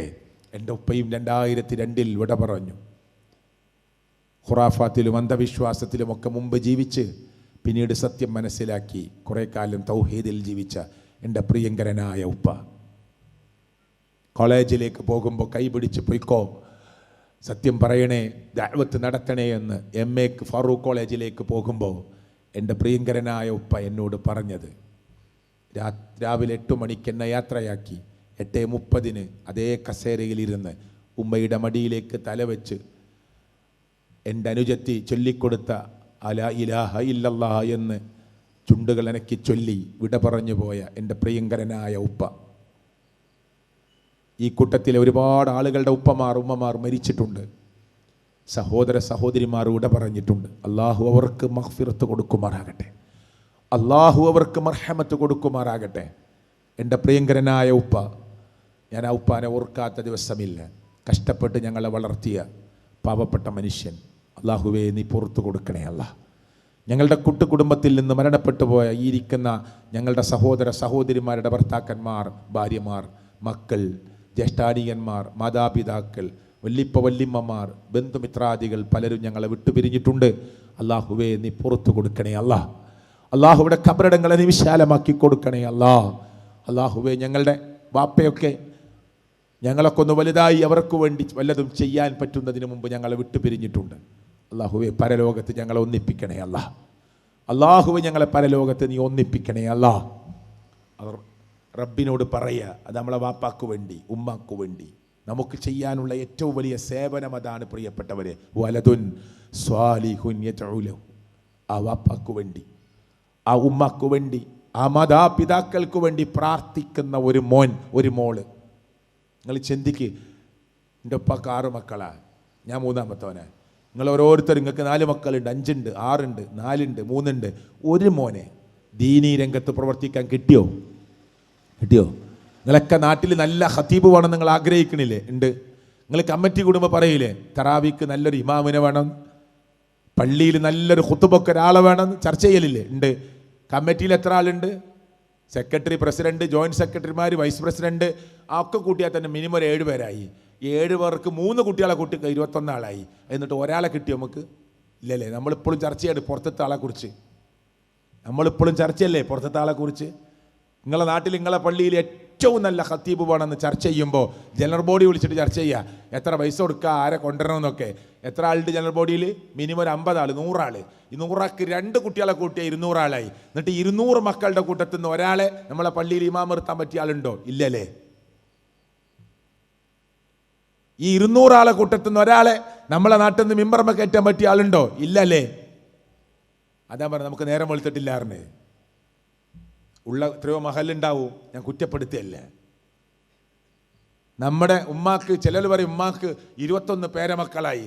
പേരമക്കൾ അറിയില്ല ഇവിടെ അല്ലേ? പേരക്കുട്ടികൾ. കാസർഗോഡ് ഭാഗത്ത് പുള്ളികൾ എന്നറിയും, പേരക്കുട്ടികൾ. അങ്ങനെ ഓരോ നാട്ടിൽ ഓരോ ഭാഷയാണ്. ആ പേരക്കുട്ടികൾ, എൻ്റെ ഉമ്മാക്ക് 21 പേരക്കുട്ടികളായി. എന്നിട്ട് ഒരു കുട്ടി ഹാഫിളായോ? ഇല്ലല്ലേ. കിരീടം നാളെ റബ്ബ് പരലോകത്ത് ആ കുട്ടിയുടെ വാപ്പാക്കും ഉമ്മാക്കും തലയിൽ ഇങ്ങനെ കിരീടം അണിയിപ്പിക്കും. അവർ ചോദിക്കും, എന്തിനാണ് ഞങ്ങളെ ഈ ജനകോടികളുടെ കൂട്ടത്തിൽ നിന്ന് ഞങ്ങളെ മാത്രം കിരീടം അണിയിപ്പിക്കുന്നത്? മോനെ ഖുർആൻ പഠിക്കാൻ വിട്ടതിനാ. എന്നിട്ട് 21 പേരക്കുട്ടികൾ, 15 പേരക്കുട്ടികൾ, 12 പേരക്കുട്ടികൾ എന്ന് പറഞ്ഞ് ഗർവ് പറയുമ്പോൾ ഒരു കുട്ടി പടച്ചോന്റെ മാർഗത്തിൽ പഠിക്കുന്നവനായിട്ടുണ്ടോ എന്ന് ചർച്ച ചെയ്തിട്ടുണ്ടോ? ഉണ്ടോ സുഹൃത്തുക്കളെ? ചിന്തിക്കണം, ആലോചിക്കണം എന്ന് മാത്രമേ എനിക്ക് പറയാനുള്ളൂ. അതുകൊണ്ട് ഇനി കാത്തിരിക്കാൻ സമയമല്ല. എല്ലാ മനുഷ്യരും മരണം മുന്നിലെത്തുമ്പോൾ പറഞ്ഞു പോകുന്ന വാക്കുണ്ട്, പടച്ചവനെ വയഫയഖൂല റബ്ബി ലൗലാ അഖർതനി ഇലാ അജലിൻ ഖരീബ്. പടച്ചോനെ കുറച്ച് സമയം തരൂ റബ്ബേ, കുറച്ച് സമയം നീട്ടിത്തരുമോ റബ്ബേ, എന്നാലോ ഫഅസ്വദ്ദഖ വഅകും മിനസ് സ്വാലിഹീൻ, ഞാൻ നിന്റെ മാർഗത്തിൽ കൊടുത്തോളാം, നല്ല ഒരു മനുഷ്യനായി ജീവിച്ചോളാം, ഒരു സ്വാലിഹായി ജീവിച്ചോളാം എന്നൊക്കെ പറയുന്ന എല്ലാ മനുഷ്യരും അങ്ങനെ ആഗ്രഹിക്കും. പക്ഷെ സമയം നമുക്കൊക്കെ എഴുതി വെച്ചിട്ടുണ്ട്. ഷിഹാബ് എപ്പം മരിക്കും അല്ലേ, എപ്പം മരിക്കും, ഇതൊക്കെ റെക്കോർഡാണ്. അള്ളാൻ്റെ മുമ്പിൽ മലക്കുൽ മൗത്തിന് കൊടുത്തിട്ടുണ്ടാവും ഡേറ്റ്. സമയമാകുമ്പോൾ പിടിക്കും. സുഹൃത്തുക്കളെ, അങ്ങനെ ഒരു നല്ല മനുഷ്യൻ്റെ ആത്മാവിനോട് യാ അയ്യത്തുഹൻ നഫ്സുൽ മുത്മഇന്ന, സമാധാനമടഞ്ഞ ആത്മാവേ, ഇർജിഇ ഇലാ റബ്ബികി റാദിയതം മർദിയ, തൃപ്തിയടഞ്ഞ് അല്ലേ അള്ളാഹുവിലേക്ക് മടങ്ങാൻ ആവശ്യപ്പെടുന്ന സംതൃപ്തിയോടുകൂടി മടങ്ങാൻ ആവശ്യപ്പെടുന്ന സമാധാനമടഞ്ഞ ആത്മാവേ എന്ന് വിളിച്ചു പറയുന്ന വിളി കേൾക്കാൻ അള്ളാഹു നമുക്ക് അനുഗ്രഹം നൽകുമാറാകട്ടെ. അങ്ങനെ ഒരു മരണം സംഭവിക്കുമ്പോൾ വിളിച്ചു പറയുന്ന നമ്മളെ കൂട്ടത്തിൽ നിന്ന് ഒരു മനുഷ്യൻ നല്ലൊരു മനുഷ്യനായി മരിച്ചാലേ ഖുർആൻ പറയാ സലാമുൻ അലൈക്കും ഉദ്ഖുലുൽ ജന്ന ബിമാ കുൻതും തഅമലൂൻ. നിങ്ങൾ ചെയ്തതിൻ്റെ അടിസ്ഥാനത്തിൽ, നിങ്ങൾ പ്രവർത്തിച്ചതിൻ്റെ അടിസ്ഥാനത്തിൽ, കൊടുത്ത സദഖയുടെ, നിർവഹിച്ച സക്കാത്തിന്റെ, നമസ്കരിച്ച സുന്നത്ത് നമസ്കാരങ്ങളുടെ, ഫർളായ നമസ്കാരങ്ങളുടെ, ജമാഅത്ത് കളയാതിരുന്നതിൻ്റെ, പ്രിയപ്പെട്ടവരെ ഇങ്ങനെ ചെയ്തു കൂട്ടിയ ഒരുപാട് നിർബന്ധമായ ഇബാദാത്തുകൾ, അല്ലാത്ത ഐച്ഛികമായ കർമ്മങ്ങൾ എല്ലാം ചെയ്തതിൻ്റെ അടിസ്ഥാനത്തിൽ സലാമുൻ അലൈക്കും ഉദ്ഖുലുൽ ജന്ന ബിമാ കുൻതും തഅമലൂൻ, പ്രവർത്തിച്ചതിൻ്റെ അടിസ്ഥാനത്തിൽ സ്വർഗത്തിലേക്ക് വാ, പൊയ്ക്കോ എന്ന് പറഞ്ഞ് നമ്മെ മരിപ്പിക്കുന്നൊരവസ്ഥ അള്ളാഹു നമുക്ക് പ്രദാനം ചെയ്യുമാറാകട്ടെ. അങ്ങനെ മരിപ്പിക്കുമ്പോൾ വിളിച്ചു പറയാം, ആ മനുഷ്യനെങ്ങനെ ഖബറിലേക്ക് വെക്കുമ്പോൾ, ആ മനുഷ്യനെ മരിപ്പിക്കുമ്പോൾ, ആ മനുഷ്യനെ കൊണ്ടുപോകുമ്പോൾ വിളിച്ചു പറയുന്ന വിളി എന്താണെന്നറിയോ? അഫ്രിശൂഹു മിനൽ ജന്ന, ജന്നത്തിൽ നിന്ന് അവന് വേണ്ടി വിരിച്ചു കൊടുക്ക്. അഫ്രിശൂഹ്, അവന് വേണ്ടി വിരിക്ക്. മിനൽ ജന്ന, ജന്നയിൽ നിന്ന്, സ്വർഗത്തിൽ നിന്ന് വിരിക്ക്. വഅൽബിസൂഹു മിനൽ ജന്ന, അവൻ അണീപ്പിക്ക് സ്വർഗത്തിൽ നിന്ന്. വഫ്തഹൂ, തുറന്നു കൊടുക്കൂ. ലഹു, അവന് വേണ്ടി. ബാബൻ ഇലൽ ജന്ന, സ്വർഗത്തിലെ ഒരു കവാടം, സ്വർഗത്തിലേക്കുള്ള കവാടം. മലക്കുകളോട് പറയണേ, സ്വർഗത്തിലേക്കുള്ള കവാടം തുറന്നു കൊടുക്കൂ. സ്വർഗത്തിൽ നിന്ന് അണീപ്പിക്കൂ, സ്വർഗത്തിൽ നിന്ന് ധരിപ്പിക്കൂ, സ്വർഗത്തിൽ നിന്ന് വിരിച്ചു കൊടുക്കൂ. അള്ളാഹു നമുക്ക് പ്രദാനം ചെയ്യുമാറാകട്ടെ. ഞാൻ ഇനി നീട്ടി പറയാൻ ആഗ്രഹിക്കണില്ല. സത്യത്തിൽ തൊണ്ടവേദനയും പ്രയാസമൊക്കെ ഉണ്ട്. പക്ഷേ എല്ലാം മറന്ന് സർവശക്തനായ അള്ളാഹുവിൻ്റെ ദീനിന് വേണ്ടിയുള്ള ഈ കൊച്ചു കൊച്ചു സംസാരങ്ങൾ അള്ളാഹു സ്വീകരിക്കുമാറാകട്ടെ. ഒരായത്ത് കൂടി പറഞ്ഞ് ഞാൻ അവസാനിപ്പിക്കുക. ഇനി മക്കൾ പലതും ചോദിക്കും, വാപ്പാക്ക് സുഖമില്ല, വാപ്പ പറയും ഇവിടെ വാ, 4 മക്കളും വരി, എൻ്റെ ബാങ്കിൽ ഇത്ര പൈസ ഉണ്ട്, പിന്നെ ഈ സ്വത്ത് 1 ഏക്കർ എൻ്റെതാ, 1 ഏക്കർ എൻ്റെതാ, ഇന്ന സ്ഥലത്തൊരു ബിൽഡിംഗ് ഉണ്ട്. വേറെ വേറെ വ്യത്യസ്തരായിരിക്കും പലരും. അതുകൊണ്ട് തർക്കിക്കരുത്. ആ ബിൽഡിങ് നിങ്ങൾ ഓഹരി വെക്കുമ്പോൾ അത് എല്ലാവർക്കും ഒറ്റ ബിൽഡിങ്ങേ ഉള്ളൂ, അതുകൊണ്ട് അത് വിറ്റിട്ട് ക്യാഷ് ഓഹരിച്ചോളി, അല്ലെങ്കിൽ അതൊരാളെടുത്ത് ഇതൊരാളെടുത്തോളി എന്നൊക്കെ പറയും. പലതും ചർച്ച ചെയ്യാനുണ്ടാവും.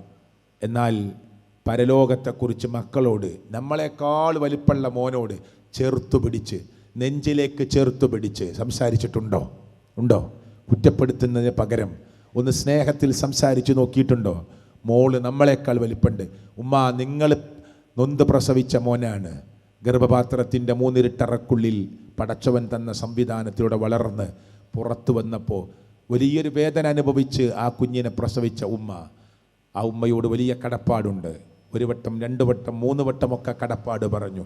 ശരി, ഞാൻ ചോദിക്കുകയാണ്, നിങ്ങളെക്കാൾ വലുപ്പമുള്ള നിങ്ങളുടെ മോൻ, കല്യാണം കഴിഞ്ഞ മോൻ, അവനെ കാണുമ്പോൾ ഒന്ന് ചേർത്ത് പിടിച്ച് അവൻ്റെ നെറ്റിത്തടത്തിലേക്ക് എത്തുന്നില്ലെങ്കിൽ കുനിയാൻ പറഞ്ഞിട്ട് അവൻ്റെ നെറ്റിയിൽ ഉമ്മ വെച്ചിട്ട് ചോദിച്ചിട്ടുണ്ടോ? മോനെ, എൻ്റെ പ്രശ്നം എനിക്ക് പ്രശ്നമല്ല, ഞാൻ എൻ്റെ എങ്ങനെയെങ്കിലുമൊക്കെ ആയിട്ട് അഡ്ജസ്റ്റ് ചെയ്ത് പോകും, എൻ്റെ ആരോഗ്യം നീ ആലോചിച്ച് വിഷമിക്കണ്ട, പക്ഷേ നീ നിൻ്റെ പരലോകത്തിന് വേണ്ടി ഒരുങ്ങിയിട്ടുണ്ടോ? ചോദിച്ചിട്ടുണ്ടോ? യാക്കൂബ് അലൈഹിസ്സലാത്തു വസ്സലാം, യാക്കൂബ് നബി അലൈഹിസ്സലാത്തു വസ്സലാം, പ്രിയപ്പെട്ടവരെ, ആ മരണ സന്ദർഭത്തിൽ അള്ളാഹു ഖുർആനിൽ പറഞ്ഞ ഈ ആയത്ത് കൂടി പറഞ്ഞ് ഞാൻ അവസാനിപ്പിക്കുക ഈ വിഷയത്തിൻ്റെ പൂർണ്ണതയ്ക്ക് വേണ്ടി. അം കുൻതും ശുഹദാ, അം കുൻതും ശുഹദാ ഇദ് ഹളറ യഅഖൂബൽ മൗത്ത്. യാക്കൂബ് നബിക്ക് മരണമാസന്നമായ സന്ദർഭത്തിൽ കേട്ടോ അവിടെ ഹാജർ ഉണ്ടായിരുന്നുവെങ്കിൽ ഇത് കേൾക്കാമായിരുന്നു. എന്താ യാക്കൂബ് നബി ചോദിച്ചെന്നറിയോ? ഇത് ഖാല ലിബനീഹി, യാക്കൂബ് നബി മക്കളോട് ചോദിച്ച സന്ദർഭം, മക്കളെ ഞാൻ പോവാണ്, എനിക്ക് തീരെ സുഖമില്ല, മരണത്തോട് അടുത്തുനിന്ന് മനസ്സിലാവുന്നുണ്ട്, അതുകൊണ്ട് മക്കളെ യഥാ ഇന്ന കാര്യം, സ്വത്ത്, പൈസ, ധനം, അതൊന്നുമല്ല ചോദിച്ചത്, ഞാൻ പോവാണ്, ബാപ്പ കുറച്ച് പ്രയാസത്തിലാണ്, ഇനി കൂടുതൽ സമയം നിൽക്കുമെന്ന് തോന്നുന്നില്ല, അതുകൊണ്ട് മക്കളെ എല്ലാവരും വരും, അടുത്തേക്ക് വാ, നിങ്ങളൊരു കാര്യം ചോദിക്കാനുണ്ട്. എന്താ ചോദിച്ചതറിയോ? മാ തഅബുദൂന മിൻ ബഅദി, എൻ്റെ കാലശേഷം നിങ്ങൾ എങ്ങനെയായിരിക്കും നിങ്ങളുടെ ആരാധന? നിങ്ങൾ ആരാധന എങ്ങനെയായിരിക്കും? ആരെയാണ് നിങ്ങൾ ആരാധിക്കുക? എന്തായിരിക്കും നിങ്ങളുടെ നിലപാട് എന്ന് യാക്കൂബ് അലൈഹിസ്സലാത്തു വസ്സലാം ചോദിക്കുമ്പോൾ ഖാലു, അവർ പറഞ്ഞു, നഅബുദു, ഞങ്ങൾ ആരാധിക്കും, ഇലാഹക്, നിങ്ങളുടെ ഇലാഹിനെ, വ ഇലാഹ അബായിക്, നിങ്ങളുടെ ഉപ്പമാരുടെ ഇലാഹിനെ, ഇബ്രാഹിമ വ ഇസ്മായില വ ഇസ്ഹാഖ ഇലാഹൻ വാഹിദ, അവിടെയൊക്കെ ഏകനായ ഇലാഹിനെ ഞങ്ങൾ ആരാധിക്കും. വാപ്പ, ഞങ്ങളെ കാര്യത്തിൽ നിങ്ങൾ പേടിക്കണ്ട. വനഹ്നു ലഹു മുസ്ലിമൂൻ, ഞങ്ങൾ അള്ളാഹുവിന് കീഴ്പ്പെട്ട മുസ്ലിങ്ങളായി ജീവിക്കും. ചോദിച്ചോ നമ്മളെ മക്കളോട്? ചോദിച്ചോ? ഇവിടുന്ന് മരിച്ചുപോയ നമ്മുടെ വാപ്പ നമ്മളോട് ചോദിച്ചോ? ഞാൻ പോവാണ്, സംസാരിക്കാൻ പറ്റിയ വാപ്പ? മെഡിക്കൽ കോളേജിൽ നിന്ന്, മിംസിൽ നിന്ന്, അല്ല വേറെ ഏതെങ്കിലും ഹോസ്പിറ്റലിൽ നിന്ന്, പ്രൈവറ്റ് ഹോസ്പിറ്റലിൽ നിന്ന് വാപ്പാക്ക് സംസാരിക്കാൻ, ICUയിൽ കിടക്കണ വാപ്പാനെ സിസ്റ്റർമാർ വന്ന് പറഞ്ഞു വേണമെങ്കിൽ ഒന്ന് സംസാരിച്ചോളി എന്ന് പറഞ്ഞപ്പോൾ വാപ്പാക്ക് ഇങ്ങനെ സൂട്ടായിട്ട് സംസാരിക്കാൻ പറ്റുന്നുണ്ട്, ക്ലിയറായിട്ട് സംസാരിക്കാൻ പറ്റുന്നുണ്ട്. എന്താ സംസാരിച്ചത് വാപ്പ? നമ്മളെന്താ തിരിച്ച് സംസാരിച്ചത്? ചിന്തിച്ചോളി, ആലോചിച്ചോളി. ഞാൻ അവസാനിപ്പിക്കുന്നു. മറ്റൊരു സന്ദർഭത്തിൽ അള്ളാഹുവിൻ്റെ തൗഫീഖ് ഉണ്ടെങ്കിൽ നമുക്ക് ഇൻഷാ അല്ലാഹ് പിന്നീട് സംസാരിക്കാമെന്ന് നിങ്ങൾക്ക് വാക്ക് തന്നുകൊണ്ട് ഞാൻ എൻ്റെ ഈ കൊച്ചു സംസാരത്തെ അവസാനിപ്പിക്കുകയാണ്. ഉപകാരപ്രദമാകട്ടെ എന്ന് ഞാൻ ആഗ്രഹിക്കുന്നു. ഒരു വാക്ക് ഈ സംസാരം ദൂരെ നിന്ന് റോഡിലൊക്കെ നിന്ന് കേട്ടവർ ഈ സ്റ്റേജിൽ നിന്ന് കാണാം, നിങ്ങളുടെ ഹൃദയത്തിലേക്ക് എവിടെയെങ്കിലും ജീവിതത്തിൻ്റെ ഒരു ടേണിംഗ് പോയിൻ്റായി ഈ സംസാരത്തിലെ ഒരു വാക്കെങ്കിലും മാറിയാൽ, ഈ നാട്ടിൽ നിന്ന് ഇവിടെ വന്ന് യാത്ര ചെയ്തത് അത് നമുക്ക് നഷ്ടമായില്ല എന്ന് നമുക്ക് ഉറപ്പിക്കാൻ പറ്റും. ഇല്ല, ഇത് കേട്ടു, ചർച്ചകൾ നടക്കട്ടെ, ആലോചനകൾ നടക്കട്ടെ.